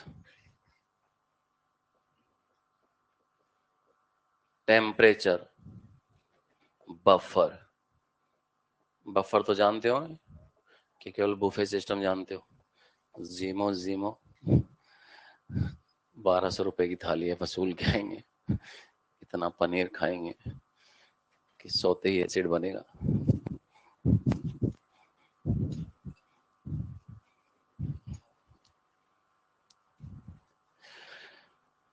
तो धीरे धीरे रिसर्च आगे गई, बोले नहीं मेम्ब्रेन में केवल लिपिड, ठीक है मेजर लिपिड फॉस्फोलिपिड है, लेकिन फॉस्फोलिपिड के अलावा मेम्ब्रेन में कोलेस्ट्रॉल भी होता है। थोड़ा और आगे गए, पता चला मेम्ब्रेन में प्रोटीन्स भी होता है। जैसा प्रोटीन बाहर होगा ना, वैसा वैसा प्रोटीन अंदर की तरफ होगा। Outer and inner protein layer are similar. तो प्लाज्मा मेम्ब्रेन में सिमेट्री होता है, यानी आउटर साइड और साइटोसोलिक साइड, अंदर वाली साइड साइटोसोलिक साइड है, तो दोनों तरफ ग्लोबुलर प्रोटीन है। तो मेम्ब्रेन में सिमेट्री होता है। ऐसा डेवसन और डेनिबल नाम याद रखने की जरूरत नहीं है। लेकिन बाद में आए रॉबर्टसन। किसके सन? रॉबर्टसन। उन्होंने अलग अलग सोर्सेज से मेम्ब्रेन को कलेक्ट किया, different plant cell different animal cell की स्टडी की, तो पता चला नहीं नहीं नहीं, outer and inner protein layer are not similar. बाहर की जो प्रोटीन लेयर होती है उसमें कार्बोहाइड्रेट भी होता है, और कार्बोहाइड्रेट बाहर की तरफ होगा, कभी भी अंदर की तरफ नहीं होगा। तो outer and inner protein layers are not similar. तो मेम्ब्रेन में एसिमेट्री होता है। सबसे पहले किसने बताया? रॉबर्टसन ने बताया। तो उन्होंने कहा कि जो मैं कह रहा हूं वही फाइनल है। अलग अलग सोर्सेस से मेम्ब्रेन को कलेक्ट किया और जब भी स्टडी की मेम्ब्रेन की, तो पता चला मेम्ब्रेन में हमेशा बाहर कार्बोहाइड्रेट मिला, अंदर मिला ही नहीं। तो जो आउटर लेयर होता है उसमें ग्लाइकोसाइलेशन होगा। प्रोटीन में अगर कार्बोहाइड्रेट जुड़ रहा है तो क्या बोलते हैं? ग्लाइकोसाइलेशन। तो ग्लाइकोसाइलेशन मेम्ब्रेन में, प्लाज्मा मेम्ब्रेन में हमेशा बाहर की तरफ होता है, अंदर की तरफ नहीं होता है। तो उसने कहा मेरे मॉडल को एक यूनिट मान लीजिए कि फंडामेंटली सेल मेम्ब्रेन ऐसी होती है, बायो मेम्ब्रेन ऐसी होती है कि लिपिड प्रोटीन होगा, प्रोटीन होगा, प्रोटीन होगा, लिपिड होगा, लिपिड होगा, प्रोटीन होगा। माने बीच में लिपिड बाइलेयर है, ऊपर नीचे प्रोटीन है, बाहर की तरफ कार्बोहाइड्रेट होगा, अंदर की तरफ कार्बोहाइड्रेट नहीं होगा। तो उन्होंने कहा इस जो मैं स्ट्रक्चर बता रहा हूं ना कि प्रोटीन लिपिड लिपिड प्रोटीन, यानी ये तो क्या हो गया? प्रोटीन हो गया है। क्या हो गया? प्रोटीन हो गया है। ये तो प्रोटीन हो गया, ये लिपिड का बाइलेयर हो गया और ये प्रोटीन हो गया। तो PLLP और ये लिपिड लेयर इतनी पास पास है, PLLP, ये लिपिड लेयर इतनी पास पास है कि सिंगल लेयर की तरह ही उसको कंसीडर किया गया, बोले PLP बोल दिया गया। हाँ, ऐसा हो सकता है आउटर और इनर प्रोटीन लेयर में प्रोटीन्स का टाइप और अमाउंट वेरी कर जाए, दोनों लिपिड बाइलेयर के अंदर लिपिड का टाइप और अमाउंट वेरी कर जाए, लेकिन अरेंजमेंट यही होगा, प्रोटीन लिपिड लिपिड प्रोटीन। तो इस मॉडल को एक यूनिट मान लिया गया, एक यूनिट मान। आप आज अपनी आरबीसी के बारे में जानते हैं कि आज हमारी आरबीसी में डिटेल पढ़ लिया कि हमारी आरबीसी में 52% क्या होता है, प्रोटीन होता है, 40% क्या होता है, लिपिड होता है, बाकी 8% क्या होता है, कार्बोहाइड्रेट। लेकिन न्यूरॉन पे ये कंसेप्ट थोड़ी ना लगेगा, आपकी एडिपोसाइट की मेम्ब्रेन पे ये कंसेप्ट थोड़ी ना लगेगा। तो अरेंजमेंट यही होगा, प्रोटीन होगा, लिपिड होगा, लिपिड होगा, प्रोटीन होगा, व्यवस्था यही होगी। लेकिन दोनों प्रोटीन लेयर में प्रोटीन का टाइप और अमाउंट वेरी कर सकता है, दोनों लिपिड बाइलेयर में टाइप और अमाउंट वेरी करेगा, लेकिन व्यवस्था यही होगी। इस मॉडल को एक यूनिट तो मान लिया गया, लेकिन जब रॉबर्टसन से ये पूछा गया कि मेम्ब्रेन फ्रीज क्यों नहीं होता है, मेम्ब्रेन मेल्ट क्यों नहीं होता है, कुछ मॉलिक्यूल्स के जाने के अंदर एनर्जी खर्च हो रहा है, किसी में एनर्जी खर्च नहीं हो रहा है, कोई इजीली मेम्ब्रेन से मूव कर रहा है, किसी की पंपिंग हो रही है, किसी का एक्टिव ट्रांसपोर्ट, तो मेम्ब्रेन के फंक्शंस को ये भी डिटेल में अच्छे से एक्सप्लेन नहीं कर पाए। मेम्ब्रेन की स्ट्रक्चर को समझाने की कोशिश तो कर रहे हैं, कोई कह रहा है सिंगल लेयर ऑफ लिपिड है, किसी ने कहा लिपिड की 2 लेयर होती हैं, किसी ने कहा लिपिड के साथ साथ प्रोटीन भी होता है, किसी ने कहा कार्बोहाइड्रेट भी होता है। तो बढ़ता गया ना, लिपिड से प्रोटीन की तरफ भी आ गए, फिर कार्बोहाइड्रेट की तरफ भी आ गए, फिर धीरे धीरे बढ़ते जा रहे हैं, लेकिन मेम्ब्रेन के फंक्शंस को ये मॉडल भी लास्ट में आते थे बहुत अच्छे से नहीं समझा पाया। तो सेल मेम्ब्रेन की फंक्शनिंग के लिए ये सारे के सारे मॉडल फाइनली क्या हो गए, रिजेक्ट हो गए। तो फाइनल जो वाइडली एक्सेप्टेड मॉडल है वो कौन सा है, 1972 का सिंगर निकोलसन मॉडल। उन्होंने सेल मेम्ब्रेन के फंक्शन को बहुत अच्छे से एक्सप्लेन कर दिया। तो कहानी हुई थी लिपोइडल मॉडल से, लिपिड के सिंगल लेयर, लिपिड की 2 लेयर, फिर आए सैंडविच मॉडल्स आ गए, केवल लिपिड नहीं है, प्रोटीन भी है। आपने ब्रेड लिया, उसके ऊपर ये जैम लगा दिया, ये ब्रेड लिया, उसके ऊपर जैम लगा दिया, और दोनों ब्रेड्स को इस तरह से लगा कि बीच का जैम लेयर कॉमन हो गया। बाहर भी ब्राउन ब्रेड है, अंदर भी ब्राउन ब्रेड है, तो मेम्ब्रेन में सिमेट्री होता है। इन्होंने कहा नहीं, अंदर की तरफ तो सिंपल है, बाहर की तरफ मल्टी ग्रेन ब्रेड है, और ये जो सैंडविच बना है इसमें सिमेट्री नहीं है। Outer and inner proteins layer are not similar, ये किसने बोला, रॉबर्टसन ने बोला। तो शुरुआत हुई थी 1950s के बाद में, जब गॉटर ग्रैंडल ने हमारी आरबीसी से मेम्ब्रेन को कलेक्ट किया और स्टडी करना शुरू किया, तो पता चला मेम्ब्रेन जो है वो लिपिड की 2 लेयर का बना है। थोड़ा आगे गए तो पता चला केवल लिपिड नहीं होता, लिपिड के साथ साथ मेम्ब्रेन के अंदर क्या होता है, प्रोटीन भी होता है, मेम्ब्रेन के अंदर प्रोटीन भी होता है। क्या होता है मेम्ब्रेन के अंदर, later biochemical investigation clearly revealed that the cell membrane also possesses proteins and carbohydrates। तो केवल लिपिड नहीं है, ठीक है, शुरुआत लिपिड से हुई थी और मेजर लिपिड फोस्फोलिपिड बताया था, फिर फोस्फोलिपिड के एम्फेटिक नेचर को हमने डिस्कस कर लिया, फिर हम लेकर आ गए कि फोस्फोलिपिड के अलावा मेम्ब्रेन में कोलेस्ट्रॉल भी होता है एनिमल सेल के रेस्पेक्ट में, और वहां पे हमने कहा कि प्लांट सेल में क्या होगा, फाइटोस्ट्रोल होगा, और फंगस सेल में क्या होगा, अर्गोस्ट्रोल होगा, और जो प्रोकैरियोट्स होते हैं स्ट्रोल तो नहीं होते, क्या होते हैं, स्ट्रोल लाइक होते हैं, बोले तो होपेनोइड्स होते हैं, जो मेम्ब्रेन को स्टेबिलिटी देते हैं। और लिपिड के बाद कहानी आ गई कि मेम्ब्रेन में केवल लिपिड नहीं है, उसके अंदर प्रोटीन भी है और उसके अंदर कार्बोहाइड्रेट। और जो प्रोटीन की बात पहले करें तो मेम्ब्रेन में 2 तरह का प्रोटीन होता है, प्रोटीन में 2 तरह का होगा। एक प्रोटीन मेम्ब्रेन के अंदर टोटली बरीड रहता है, जो टोटली बरीड रहेगा मेम्ब्रेन के आर पार, वो इंट्रिंसिक प्रोटीन है, वो इंटीग्रल प्रोटीन है। लेकिन कुछ प्रोटीन जो होता है वो मेम्ब्रेन से इजीली आपको उसको सेपरेट कर सकते हैं, जिसको आप इजीली सेपरेट कर सकते हैं वो क्या होगा, एक्सट्रिंसिक प्रोटीन होगा। क्या होगा, एक्सट्रिंसिक प्रोटीन होगा। ये प्रोटीन कैसा है, इंट्रिंसिक प्रोटीन है। ये प्रोटीन कैसा है, इंट्रिंसिक प्रोटीन है। ये प्रोटीन कैसा है, एक्सट्रिंसिक प्रोटीन है। ये प्रोटीन कैसा है, एक्सट्रिंसिक प्रोटीन है। जो ये शेडेड वाला पार्ट दिखा रहे हैं, ब्लू कलर का प्रोटीन शेडेड वाला, ये इंट्रिंसिक है या एक्सट्रिंसिक है, इंट्रिंसिक है। तो मेम्ब्रेन की शुरुआत हुई लिपिड से, कि मेम्ब्रेन लिपिड की दो लेयर का बना है और मेजर लिपिड फॉस्फोलिपिड है। सीक्वेंस में लेके चलो, पहले लिपिड की बात करेंगे, फिर प्रोटीन्स की बात करेंगे, फिर कार्बोहाइड्रेट्स की बात कर देंगे। मेजर लिपिड फॉस्फोलिपिड होगा, और फॉस्फोलिपिड मॉलिक्यूल का ड्यूअल नेचर होता है, उसमें सैचुरेटेड अनसैचुरेटेड दोनों तरह के हाइड्रोकार्बन होते हैं। जब एनसीईआरटी कह रहा है सैचुरेटेड हाइड्रोकार्बन टेल को प्रोटेक्ट किया गया एक्वा, तो केवल सैचुरेट नहीं है, अनसैचुरेट भी है, उसने ओनली नहीं लिखा है।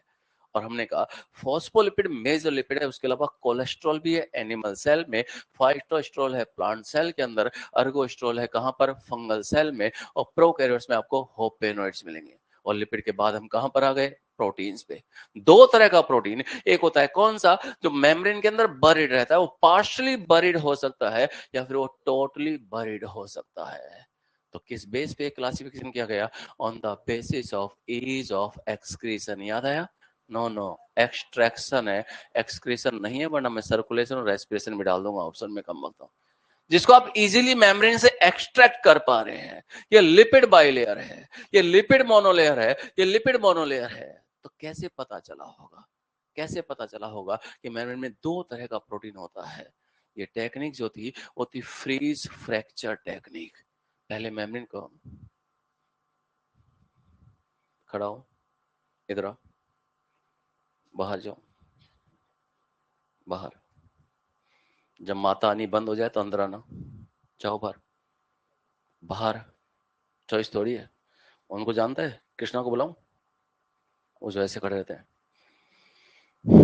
मैं तो सांस भूल जाता है यार, लगे तो कृष्णा है ना वो स्मार्ट सा है। जाओ, नहीं नहीं, ये छोड़ के जाए एनसीईआरटी पे, ऐसा नहीं क्यों कर रहा है इसके, बोले नींद में गिरेगा फालतू में, एनसीईआरटी टूट जाएगी। सो जा वहां पे जाके, बेड लगवाए, फैकल्टी रूम में शानदार सोफास है वहां पे लेके, हाँ। उनको चाय वाय बोल देना, बेटा चाय लेना वहां से लेके, और कुकीज लेना, मेरा खाता चलता है वहां पे लेके, आराम से लेके। पहले पैसे रहता है, फिर खाता चालू करता है वो। और किसी को सोना है, आई हेट सोना, ओनली डायमंड्स। मैं ये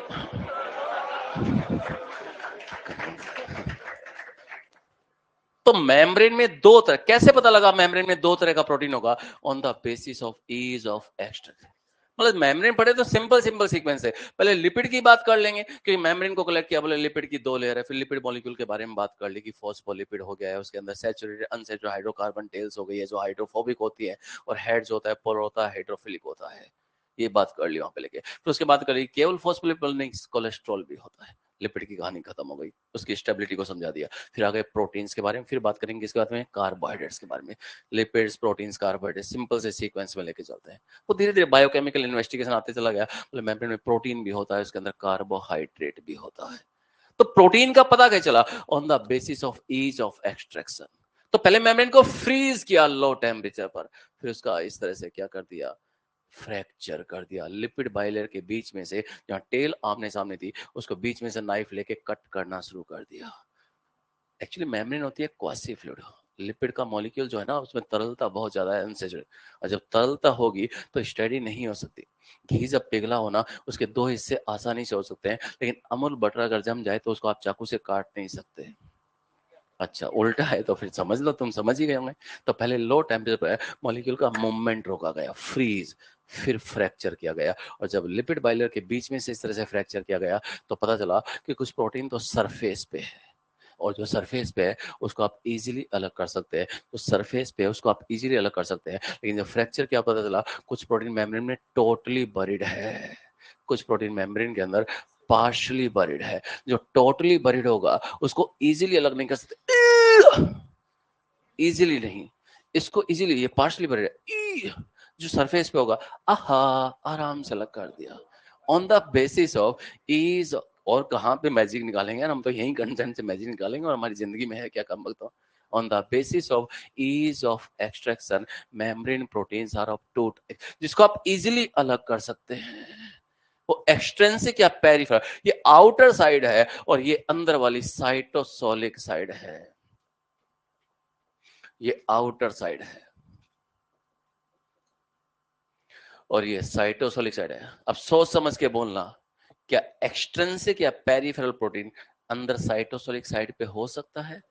हो सकता है। हमने ऐसा नहीं कहा कि जो अंदर होगा वो इंट्रिंसिक, जो बाहर होगा एक्सट्रिंसिक, ऐसा नहीं बोला। हमने कहा on the basis of ease of extraction, जिसे इजीली सेपरेट कर पा रहे हैं वो एक्सट्रिंसिक होगा। लेकिन कुछ प्रोटीन मेम्ब्रेन में पार्शली बरीड है, टोटली बरीड है, उनको इजीली सेपरेट नहीं कर सकते, वो क्या होगा, इंट्र। On the basis of ease of extraction membrane proteins are of two types. थोड़ा और आगे गए, बोले मेम्ब्रेन के अंदर क्या होता है, कार्बोहाइड्रेट भी होता है। क्या होता है इसके अंदर, कार्बोहाइड्रेट भी होता है। और कार्बोहाइड्रेट जब भी मिलेगा कहाँ मिलेगा, बाहर मिलेगा, अंदर की तरफ नहीं होगा। बना लेंगे अभी इसको, चिंता मत करो, सब कुछ ड्रॉ कर दूंगा। सुनिए, कार्बोहाइड्रेट जब भी होगा, वो कार्बोहाइड्रेट कहाँ होगा, ये मैंने फॉस्फोलिपिड मॉलिक्यूल बना दिया है, ये मैंने फॉस्फोलिपिड मॉलिक्यूल बना दिया है, ये लिपिड बाइलेयर बना दिया है। ये मैं प्रोटीन दिखा रहा हूं, जो प्रोटीन मेम्ब्रेन में टोटली बरीड हो गया है, ये इंट्रिंसिक प्रोटीन है। लेकिन कुछ प्रोटीन मेम्ब्रेन के अंदर पार्शली बरीड रहता है। तो मेम्ब्रेन के अंदर ये मैं लिपिड मॉलिक्यूल्स दिखा रहा हूँ। ये लिपिड मॉलिक्यूल कौन से लिपिड हैं, फॉस्फोलिपिड्स हैं। क्या है, फॉस्फोलिपिड। तो मेम्ब्रेन में दो तरह का प्रोटीन होगा on the basis of ease of extraction. क्या अभी तक मैंने एक्सट्रिंसिक या पेरिफेरल प्रोटीन दिखाया है, नहीं दिखाया। ये टोटली बरीड है और ये क्या है, पार्शली बरीड है। और टोटली और पार्शली बरीड के अलावा ये जो प्रोटीन दिखा रही है क्या है, एक्सट्रिंसिक प्रोटीन है, जिसको आप इजीली सेपरेट कर सकते हैं। तो on the basis of ease of extraction membrane proteins are of two types। Cell membrane में दो तरह का प्रोटीन होता है। ये लिपिड बाइलेयर्स हैं, ये लिपिड बाइलेयर्स हैं दोस्तों, ये लिपिड बाइलेयर है। मैं जानबूझकर ये जो आपका पेरिफेरल प्रोटीन है, इसको अंदर की तरफ दिखा रहा हूं, ताकि आप कंफ्यूज रहें कि जो अंदर होगा वो इंट्रिंसिक और बाहर होगा वो एक्सट्रिंसिक, है ना। ये साइड साइटोसोलिक साइड है, ये साइड कौन सी लेके चल रहे हैं, साइटोसोलिक साइड है। और ये कौन सी साइड है, आउटर साइड है। तो सेल मेम्ब्रेन में दो तरह का प्रोटीन होगा। कुछ प्रोटीन मेम्ब्रेन में टोटली बरीड है या पार्शली बरीड है, उसको इजीली सेपरेट नहीं कर पा रहे। लेकिन जो ग्रीन कलर से प्रोटीन दिखाया है, इसको आप इजीली सेपरेट कर सकते हैं। तो on the basis of ease of extraction membrane proteins are of two types, कहानी खत्म, है ना। फिर हमने कहा कार्बोहाइड्रेट भी होता है, और कार्बोहाइड्रेट जब भी होता है वो बाहर की तरफ होता है, अंदर की तरफ नहीं होता। ये तो रॉबर्टसन ही पहले बता चुके थे कि जो मेम्ब्रेन का ग्लाइकोसाइलेशन होगा वो हमेशा आउटर साइड पे होता है, इनर साइड पे नहीं होता है। Cytosolic surfaces are not glycosylated. Statement पढ़ो तो थोड़ा सा याद रख लेना, cytosolic surfaces are not glycosylated. यहाँ पे कार्बोहाइड्रेट अटैच नहीं होगा, कार्बोहाइड्रेट बाहर होगा, या तो वो प्रोटीन के साथ जुड़ा है, या तो वो प्रोटीन के साथ जुड़ा है, या फिर वो लिपिड के साथ जुड़ा है। अगर वो प्रोटीन के साथ जुड़ गया तो आप कहेंगे ग्लाइको प्रोटीन बन गया है। अगर वो लिपिड के साथ जुड़ गया तो आपने कहा ये ग्लाइको लिपिड बन गया है। ये ग्लाइकोप्रोटीन है। जो ग्रीन कलर से दिखा रखा है वो प्रोटीन है, और जो ब्लैक कलर से दिखा रखा है वो भी क्या है, प्रोटीन है। और रेड कलर से दिखा रखा है वो कार्बोहाइड्रेट है। और यहाँ पे जो मैंने ब्लू कलर से दिखा रखा है ये क्या है, लिपिड है। तो ग्लाइको टर्म होता है बेटा किसके लिए, ग्लाइको टर्म होता है कार्बोहाइड्रेट के लिए। कार्बोहाइड्रेट जब भी मिलेगा बाहर मिलेगा, अंदर नहीं मिलेगा। तो कार्बोहाइड्रेट ने बाहर की तरफ कोटिंग कर दिया है, मतलब कार्बोहाइड्रेट बोले तो ये शुगर का कोट हो गया है। बोले तो आपने कहा ये ग्लाइको कैलिक्स हो गया है। क्या हो गया है, ग्लाइको कैलिक्स। ग्लाइको यानी शुगर यानी कार्बोहाइड्रेट, और कैलिक्स का मतलब कोट हो गया है। और कोट बाहर ही होता है, यानी कि नया कोट है तो अंदर बनियान के नीचे पहन के आगे बोल मैला हो जाएगा। कोट बाहर ही रहेगा, कोट अंदर नहीं होगा दोस्तों। तो कार्बोहाइड्रेट कोई बताएगा, ये जो कार्बोहाइड्रेट बाहर की तरफ है ये कौन सा कार्बोहाइड्रेट है, हेटेरोपॉलीसेकेराइड या होमोपॉलीसेकेराइड, ओलिगोसेकेराइड। कौन बोला बे, ओलिगोसेकेराइड होता है।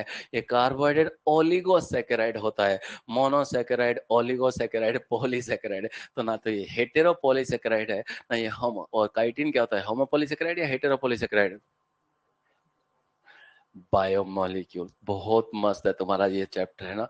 कमबख्त तो पढ़ लो उसको लेके। जब चैप्टर टफ हो तो टुकड़ों में तोड़ दिया करो, एक टारगेट रखा करो दोस्तों।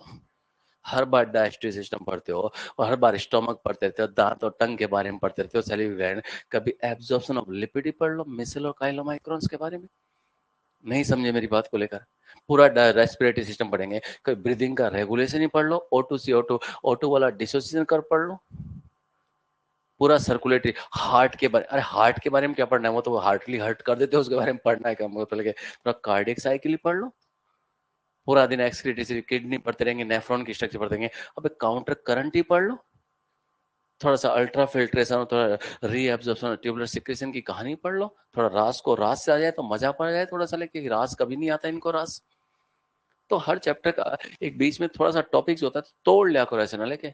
अब पूरा बायोमोलिक्यूल तो एक दिन में हो नहीं सकता, तो तोड़ते ना, आज लिपिड पढ़ते हैं ना, 2 दिन लगा दो यार लिपिड को, 2 दिन लगा लो, और जब 2 दिन हो जाए कल परसों, तो फिर रक्षाबंधन के बाद लौटो, बोले पीयूष सर वो चार्ट देना जरा, वो बायोमोलिक्यूल वाला वो जो आप कह रहे थे चार्ट डाल दो टेलीग्राम पे, डाल देंगे, तो सिंपल नोट्स की फॉर्म में वो चार्ट मिल जाएगा, तो एक रिकॉल हो जाएगा लेके। तो फिर एनसीईआरटी सामने रखे, चार्ट को सामने रख के देख लेना कि मेरी मेहनत ज्यादा रंग लाई है तुम्हारी लाएगी, क्योंकि मेरे को तो नीट का एग्जाम देना नहीं है। हाँ चार्ट हेल्प जरूर कर देगा पीयूष पापा का, इजी कर देंगे थोड़ा सा लेके। नहीं समझे?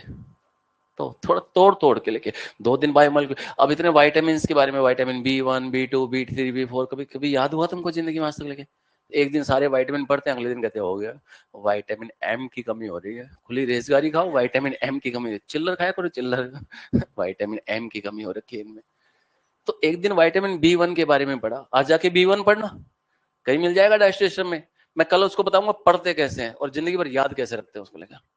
आज केवल B1 के बारे में पढ़ के आना, मैं 2 मिनट में B1 रिकॉल करवा दूंगा आपको लेके, है ना? तो पढ़ने का तरीका थोड़ा सा चेंज करवाना है, पढ़ते तो आप हो, ये बात तो आप भी जानते हैं और मैं भी जानता हूँ, थोड़ा सा तरीका चेंज कराना है मुझे। तो कार्बोहाइड्रेट जब भी होगा बाहर होगा, कौन सा कार्बोहाइड्रेट होता है, पॉलीसेकेराइड या मोनोसेकेराइड? ओलिगोसेकेराइड है, ये जो शुगर की कोटिंग हो रही है ये ओलिगोसेकेराइड है, शाबाश। क्या करता है ये कार्बोहाइड्रेट?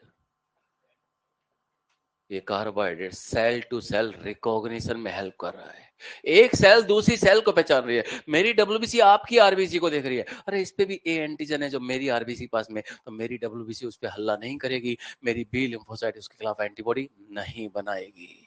जो आप ऑर्गन ट्रांसप्लांट करते हैं या टिश्यू ग्राफ्ट करते हैं, उसे एक्सेप्ट करना या रिजेक्ट करना, major histocompatibility complex HLA, उसके खिलाफ हल्ला नहीं होगा HLA के खिलाफ। ये सारा गेम किसका होता है? कार्बोहाइड्रेट का ही होता है, ग्लाइकोप्रोटीन और ग्लाइकोलिपिड की कहानी होती है। इसको मैं बोलता हूँ, ये जो शुगर की कोटिंग हो गई है, इसके लिए मुझे बहुत अच्छा सा टर्म लगता है, इसको क्या बोलते हैं? हम लोग बोलते हैं जो ग्लाइको कैलिक्स जो हो गया है, इसको बोलते हैं मॉलिक्यूलर सिग्नेचर। सिग्नेचर मैच नहीं करेगा, चेक बाउंस हो जाएगा, रिजेक्ट हो जाएगा। सिग्नेचर मैच नहीं करेगा तो ब्लड ट्रांसफ्यूजन सक्सेसफुल नहीं रहेगा, सिग्नेचर मैच नहीं करेगा तो ऑर्गन ट्रांसप्लांट रिजेक्ट हो जाएगा। तो पहले मैचिंग होती है, तभी तो पैसा मिलता है। तो पहले ब्लड ग्रुप टाइपिंग हो रही है, टिश्यू मैचिंग हो रही है, HLA मैचिंग हो रही है, सारी कहानी यही होती है। बाकी मैं ऑर्गन ट्रांसप्लांट में आपको बता ही दूंगा दोस्तों। तो इनको बोलते हैं मॉलिक्यूलर सिग्नेचर। बायोमोलिक्यूल्स के तो अपना एक जिंदगी है, उनका तो मस्त डांस चलता है, ये मॉलिक्यूलर सिग्नेचर है। तो कार्बोहाइड्रेट जब भी होगा बाहर की तरफ, हाँ मैं ये बात करता हमारी आरबीसी, आज आप जानते हो ना कि हर बार हर सेल मेम्ब्रेन के लिपिड का कंटेंट एक जैसा होगा? नहीं। क्या प्रोटीन का कंटेंट एक जैसा होगा? नहीं। व्यवस्था रॉबर्टसन की तरह हो गई है कि प्रोटीन हो गया लिपिड हो गया, लिपिड हो गया प्रोटीन हो गया, तो इन दोनों लिपिड बाई लेयर के अंदर या दोनों प्रोटीन लेयर में लिपिड का अमाउंट और टाइप क्या करेगा? वेरी करेगा। तो मेम्ब्रेन की एसिमेट्री का रीजन कौन है? कार्बोहाइड्रेट, प्रोटीन या लिपिड्स? तीनों है। कार्बोहाइड्रेट बाहर होगा, अंदर नहीं होगा, सिमेट्री या एसिमेट्री? एसिमेट्री। दोनों प्रोटीन लेयर में प्रोटीन एक जैसा नहीं होगा, सिमेट्री या एसिमेट्री? एसिमेट्री। दोनों लिपिड बाइलेयर में भी लिपिड एक जैसा नहीं होगा, सिमेट्री या एसिमेट्री? अब सोच समझ के बोलना, ये मैं बीच में क्या बना रहा हूँ? कोलेस्टेरॉल। क्या बना रहा हूँ? कोलेस्ट्रॉल। पहलवान में दिमाग होता है, वेरी गुड। कोलेस्ट्रॉल जो मेम्ब्रेन को स्टेबिलिटी प्रोवाइड करता है, क्या करता है उसे? स्टेबिलिटी। बहुत बढ़िया, शाबाश, पढ़ के भी आ रहा है तो बहुत अच्छी बात है। ये कोलेस्ट्रॉल मेम्ब्रेन को स्टेबिलिटी देता है, क्या देता है उसे? स्टेबिलिटी देता है। तो आज आप सबको ये कुछ नोट करना है आपको। हाँ तुम्हें क्यों करना होगा, लेके तुम तो यहाँ पे कथा सुनने आए हो बेटा लेके, इस पे जो डायग्राम दे रखा है उस पे नोट कर इसको।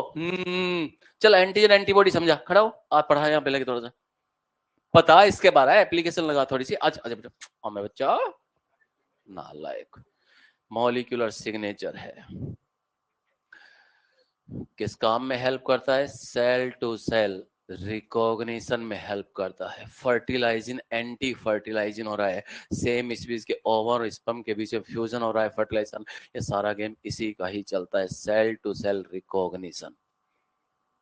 तुम नोट नहीं करोगे, ठीक है, ध्यान रखना, तुम्हें तो सब कुछ आता है।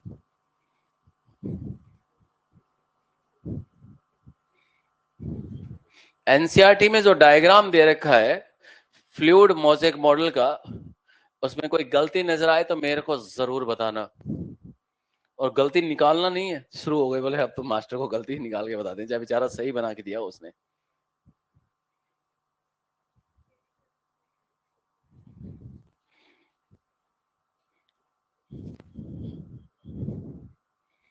उसमें कहीं भी आपको पेरिफेरल या एक्सट्रिंसिक प्रोटीन दिख रही है? क्या वो सही लेबलिंग है? क्वेश्चन मार्क लगा दो उस पर, क्योंकि एग्जाम में तो क्वेश्चन आएगा वो तो ऐसी कैसी रख देगा, फिर कहेगा मैंने सही हूं, मैंने तो एनसीईआरटी में दे रखा था, उसका तो भरोसा नहीं है एग्जामिनर का। क्वेश्चन मार्क लगा दो, क्या ये पेरिफेरल है? तो मेम्ब्रेन के आर पार निकल गया धागा। हेलो, ओ ये तो आर पार निकल गया, तो ये पेरिफेरल हुआ क्या? ये तो टोटली बरीड हो गया।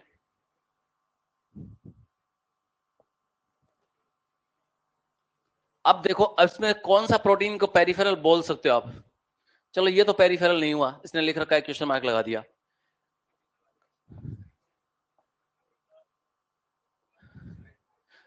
राइट लोअर कॉर्नर, सबसे नीचे एक पतला सा धागा दिखा रखा है यहाँ पे, देख लो इसको गौर से। क्या ये मेम्ब्रेन के आर पार निकला है? तो इसको पेरिफेरल प्रोटीन बोल दीजिए। समझ गए मेरी बात को? आ गए आप? कैसा महसूस कर रहे हैं? तबीयत ठीक है? हाँ तो मैं झंडू मामू बेटा, मैं झंडू मामू। डार्लिंग तेरे लिए, डार्लिंग तेरे लिए। अब कैसा महसूस कर रहे हैं? आ इधर आ। मैं तो झंडू मामू, मेरा नाम ही झंडू मामू बेटा। सर दर्द, चल 5 रुपए देना ये चंपी के। ये टिप्स को दबाते रहा करो, ये प्रेशर पॉइंट बड़े काम के हैं, पॉजिटिव साइकोलॉजी के साथ में लेके ना। तुम्हें क्या लगता है मैं कभी बीमार नहीं होता क्या? लेकिन पूरा दिन बीमार थोड़ी शो करना होता है अपने आप को लेके। ठीक है यार, बॉडी में कभी डिस्कम्फर्ट हो गया है थोड़ा सा लेके, तो पूरा दिन सोचना नहीं। आपका माइंड आपकी हेल्थ को इन्फ्लुएंस करता है। पहली पहले लाने की ह्यूमन हेल्थ डिज पे, balance of mind with balance of certain humours. Positive सोचोगे तो सब कुछ बैलेंस ही रहेगा ना। तो डॉक्टर क्यों बीमार होगा? इसलिए तो डॉक्टर बीमार नहीं होते हैं। हो गया? कौन बचा? क्या हो गया? गुस्सा हो गया क्या? डायग्राम क्यों बना रहा है बेटा? क्या करें, मम्मी पापा ने पढ़ने के लिए भेजा है? ओहो, क्या करे हो? मम्मा का वॉलपेपर देख लिया फोन पे। बड़ा टची टची बच्चा है। हाँ उसी डायग्राम को फिर गौर से देखो, जो दे रखा है। फोटो तो वही आएगी एग्जाम में जो मैं दूंगा, या वहां भी देगा। शुगर लिखा हुआ है, उसके ऊपर लिखो ओलिगोसैकेराइड। शुगर मिल गया? हाँ वहीं पे जो भी एडिटिंग करनी है। उसमें ग्लाइकोप्रोटीन और ग्लाइकोलिपिड भी लिखो। देखो दिख रहा है ग्लाइकोप्रोटीन ग्लाइकोलिपिड? नहीं नहीं, आप लोग ढूंढो। ग्रीन कलर वाला क्या है? ग्लाइको। और ऑरेंज कलर वाला? नहीं, ऑरेंज कलर वाला ना तो ग्लाइकोप्रोटीन है ग्लाइकोलिपिड है, वो केवल ग्लाइको है। ग्रीन वाला केवल ग्लाइको है। नीचे ब्लू वाला जो है वो लिपिड है, ऑरेंज वाला ग्लाइको है, और वो बड़ा सा गोल गोल है वो प्रोटीन है। तो मैंने ये पूछा कि ग्रीन वाला क्या है? केवल ग्रीन तो ग्लाइको ही है। जुड़ा किसके साथ में? लिपिड के साथ। तो ग्रीन वाले को पूरा लिखो ग्लाइको लिपिड। एम आई राइट और एम आई राइट? केवल ग्रीन बोलूं तो ग्लाइको है ना, जुड़ा किसके साथ में? लिपिड के साथ में। ऑरेंज वाला ग्लाइको, जुड़ा किसके साथ में? क्या अंदर की तरफ दिख रहा है वो? अच्छा अंदर की तरफ दिख रहा है। कार्बोहाइड्रेट बाहर होगा या अंदर होगा? तो अंदर वाली साइड को लिखो साइटोसोलिक साइड और बक्सा बंद कर दो। अरे अंदर वाली साइड को लिखो साइटोसोलिक साइड, इसको बक्से में बंद कर दो। बाहर को लिखो आउटर साइड, बक्से में बंद करो रे।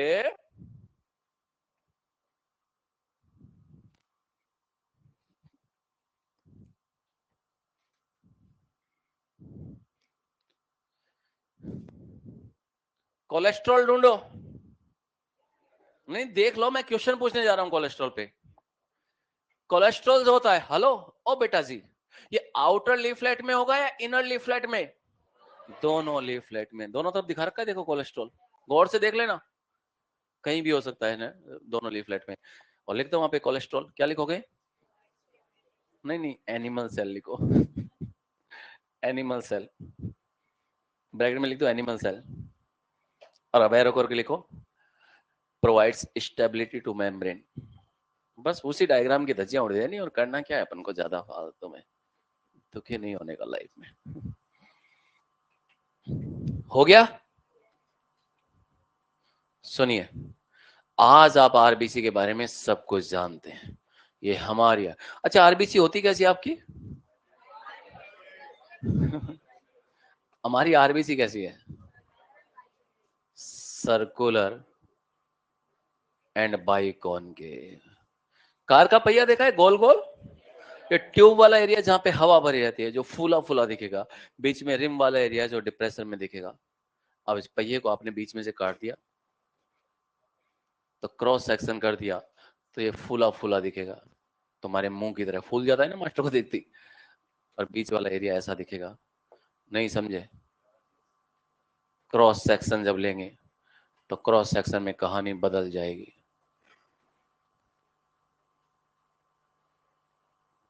नहीं समझे? इधर भी केव, इधर भी केव, biconcave, circular and biconcave cross section में। अब आरबीसी है तो मेम्ब्रेन है, और आरबीसी की मेम्ब्रेन को आपने नाम दे दिया डॉनेंस मेम्ब्रेन। क्या नाम दे दिया? जानते ही आप लोग, क्या छुपाया आप लोगों से सिवाय एनसीईआरटी के? अब कोई गोल्टर ग्रैंडल का जमाना थोड़ी है, 2023 का जमाना ही है। तो हमारी आरबीसी के अंदर 52% क्या होता है? 40%, रिमेनिंग 8%, और ये बस इसी को तो उल्टा पुल्टा करना है, प्रोटीनों का लिपिड को, इतने में काम तमाम। नहीं समझे? यही तो कंफ्यूज होते हो। अरे अल्फाबेट में पहले सी आता है, फिर एल आता है, फिर पी आता है, कम से ज्यादा की तरफ जाना है, उसी इंक्रीजिंग ऑर्डर में जाना है, कम वक्तों कहीं भी नहीं जाना है। CLP, CLP 8 40 52। और ये जो मेम्ब्रेन है तो इसमें लिपिड बाइलेयर है, मेम्ब्रेन है तो लिपिड बाइलेयर है, मेम्ब्रेन है तो लिपिड बाइलेयर है, मेम्ब्रेन है तो लिपिड बाइलेयर है, मेम्ब्रेन है तो लिपिड बाइलेयर है, लिपिड बाइलेयर है। कुछ प्रोटीन सरफेस पे होगा, कुछ प्रोटीन मेम्ब्रेन में टोटली बरीड होगा। ये आउटर साइड, अंदर वाली साइटोसोलिक साइड, ये प्रोटीन क्या है? एक्सट्रिंसिक या इंट्रिंसिक?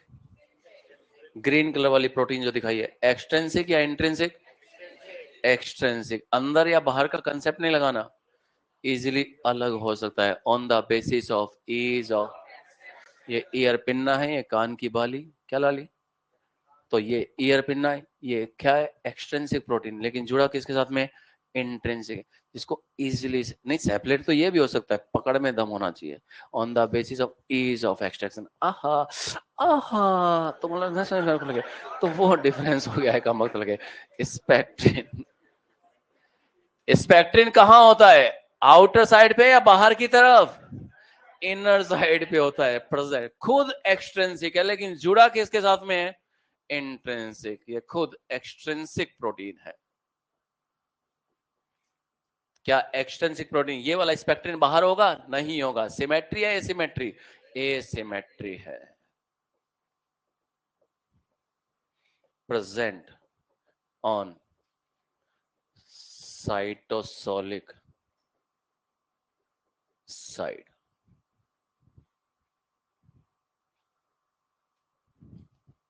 हाँ मालिक, चॉकलेट्स बांटनी है नहीं। हाँ संडे की छुट्टी रहेगी, कमबख्त छुट्टी। अच्छा बता क्या सूचना आई होगी, तो तुम्हें पता ही है 31 तारीख को रक्षाबंधन का अवकाश रहेगा।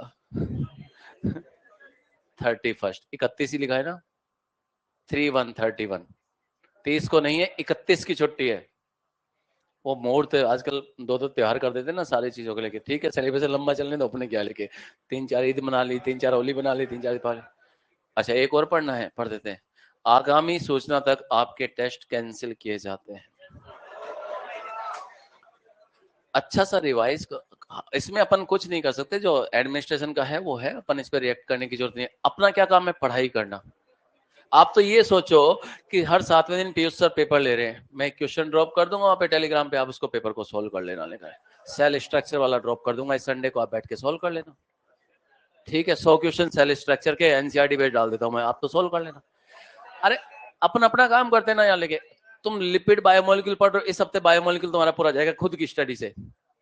तो संडे को बायोमोलिक्यूल के 100 क्वेश्चन भेज दूंगा मैं एनसीईआरटी बेस्ड टेलीग्राम पे, पीयूष गुप्ता 0609। इन सब चीजों पे क्यों दिमाग लगाना है, ना मुझे पता ना उनको पता, ना उनको पता यार लेके। आई एम नॉट जिला कलेक्टर ना, तुम बनोगे आईएएस आईपीएस तब जिले को संभाल लोगे। कर लेंगे, अभी अपना अपना पार्ट पूरा कर देना, रिलैक्स रह के ना। आप प्लानिंग क्या करो, अच्छा अब अपन इस चीज का फायदा उठाते हैं लेके। अब टेस्ट नहीं है तो फालतू में वो लास्ट में 2 दिन का वो वाला नहीं है, चला हाँ कि शनिवार सैटरडे को ये पढ़ना ये पढ़ना है। अभी मस्त पढ़ना, पूरा टाइम है अपने पास है पढ़ने का। अपना काम ही पढ़ाई करना है ना यार लेके। अरे जिंदगी जीने का नाम है यार। नहीं मेरी याद आ रही होगी ऋषि रो रहा होगा कम। Piyush Gupta 0609, no gap. सुनो हो गया ये नोट कर लिया, जल्दी से नोट करो। जा रहा हूँ शुरू। कह रही चले जाओ।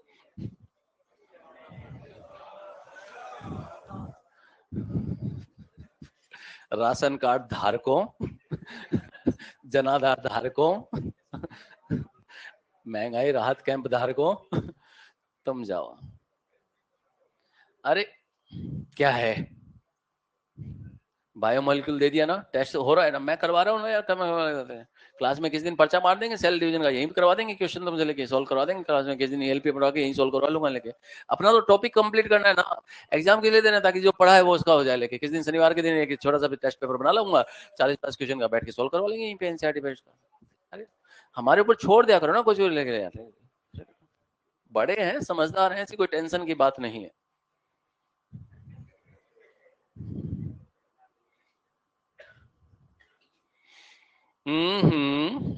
नॉट अलाउड, मेरे को ज्वाइन क्लास के बाद करना है। क्लास में नहीं करना है। ये हो गया बेटू। तो पहले हमने लिपिड की बात की, फिर हमने कहा मेजर लिपिड फॉस्फोलिपिड है, फिर हमने कहा फॉस्फोलिपिड मॉलिक्यूल का एम्फेटिक नेचर होता है, सैचुरेटेड अनसैचुरेटेड वाली बात बता दी। फिर हमने कहा केवल फॉस्फोलिपिड नहीं है, उसके अंदर कोलेस्ट्रॉल भी होता है। फिर कहा कि बायोकेमिकल इन्वेस्टिगेशन आगे गया तो पता चला मेम्ब्रेन में प्रोटीन भी होता है, on the basis of ease of extraction.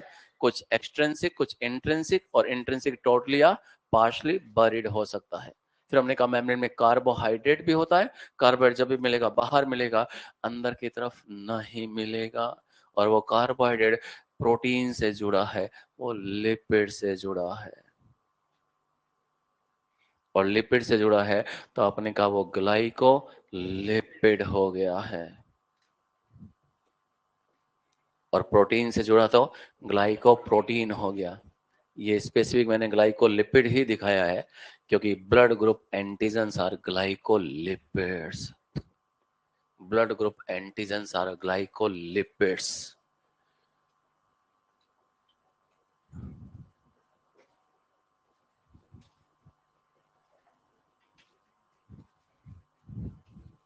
नहीं समझे, नहीं समझेगा, अभी समझाऊंगा। हो गया ये। तो फ्लूइडिटी का कोई फायदा है, यही है सारा फायदा ही। अगर फ्लूइडिटी नहीं होती तो सारी स्ट्रक्चर ही किस तरह से बनती। वही वाला पैराग्राफ पढ़ने जा रहे हैं एनसीईआरटी का, पलट पन्ना पलट। सिंगर निकोलसन की बात के बाद सेकंड पैरा पढ़ना है, सिंगर निकोलसन बाद में पढ़ लेंगे। सेकंड पैरा,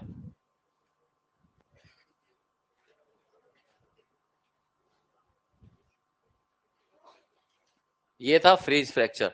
पहले मेम्ब्रेन को फ्रीज किया, फिर फ्रैक्चर किया, लिपिड बाइलर के बीच में से कट कर दिया, और जब कट किया बीच में से पता चला मेम्ब्रेन में दो तरह का प्रोटीन होगा, कुछ सरफेस पे जिसको इजीली कर सकते हैं, कुछ मेम्ब्रेन में पार्शली या टोटली बरीड होता है ना। ये वाला पैराग्राफ पढ़ना है, पहले ये पढ़ो फिर फ्लूइड मॉलिक्यूल पे आ जाते हैं। सब कुछ सेल की ग्रोथ हो रही है, एक सेल की ग्रोथ हो रही है। अगर मेम्ब्रेन में फ्लूइडिटी नहीं होता तो ये पॉसिबल नहीं था। सेल ग्रोथ करते करते दो डॉटर सेल्स में डिवाइड हो गया है, तो ग्रोथ भी हो रहा है और डिवीजन भी हो रहा है। ये मेम्ब्रेन के फ्लूइड बिहेवियर के कारण ही हो रहा है। फॉर्मेशन ऑफ इंटरसेलुलर जंक्शन, मतलब प्लाज्मोडेस, इंटर है बिटवीन द सेल्स, इंटर है मतलब बिटवीन द सेल्स है, इंटर है मतलब बिटवीन द सेल्स है।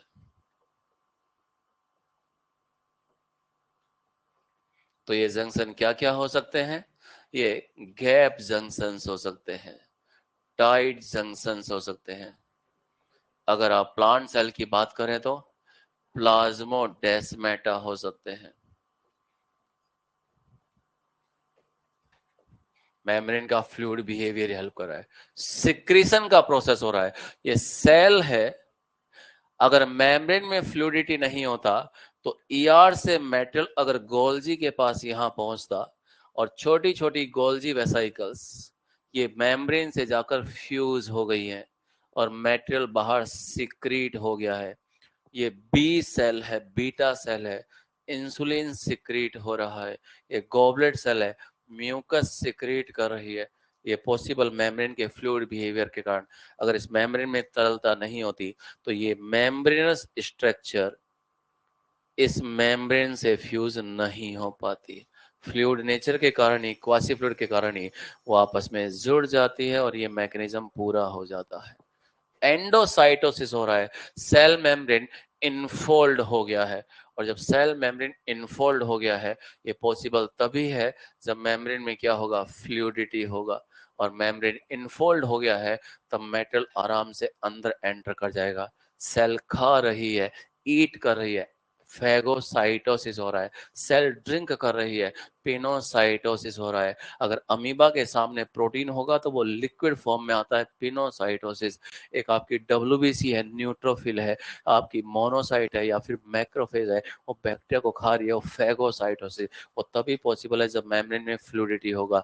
तो चाहे वो पिनोसाइटोसिस हो, चाहे वो फैगोसाइटोसिस हो, आपने कॉमन टर्म दे दिया एंडोसाइटोसिस। इन सब में मेम्ब्रेन का ही शानदार रोल रहता है। मेम्ब्रेन में फ्लूइडिटी नहीं होती तो मेम्ब्रेन आउटफोल्ड नहीं हो पाती, विलाई नहीं बनती, और विलाई नहीं बनती तो माइक्रो विलाई भी नहीं बनती, सीलिया नहीं बनते, फ्लैजेला नहीं बनते। मेम्ब्रेन का फ्लूइड बिहेवियर ही बड़ा शानदार रोल प्ले करता है।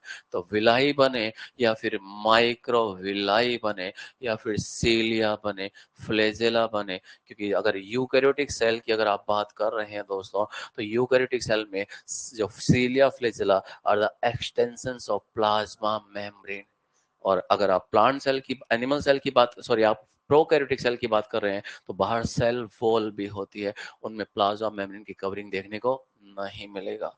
तो प्लाज्मा मेम्ब्रेन उसको चार तरफ से कवर कर लेती है, और कवर कर लेती है तो मेम्ब्रेन का फ्लूइड बिहेवियर ही इसमें शानदार रोल प्ले करता है। तो सीलिया बने या फ्लैजेला बने, मेम्ब्रेन का फ्लूइड बिहेवियर ही शानदार रोल प्ले करता है दोस्तों। तो फ्लूइडिटी का ही रोल है, सारा सारा किसका रोल है, फ्लूइडिटी का। तब आ गया 1972 और सारी चीजें धीरे धीरे रिवील हो ही चुकी थी।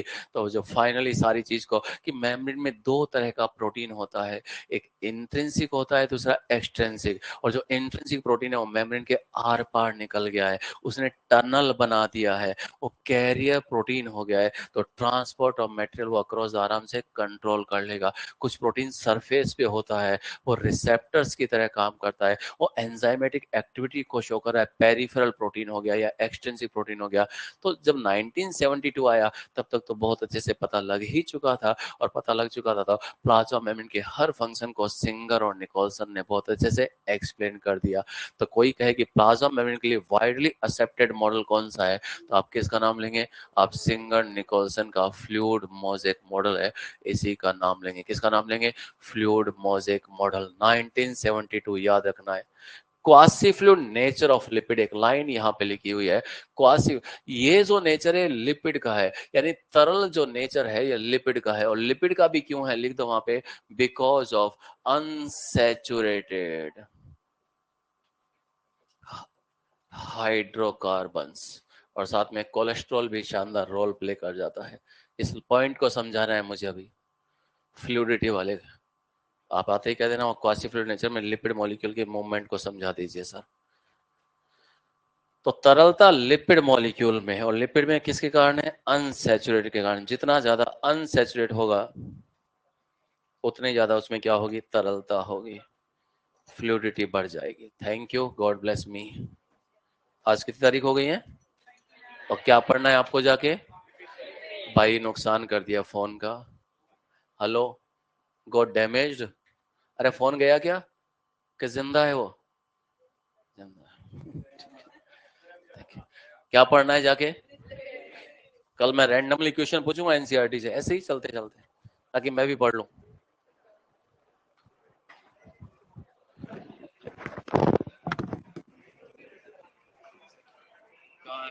ये माइक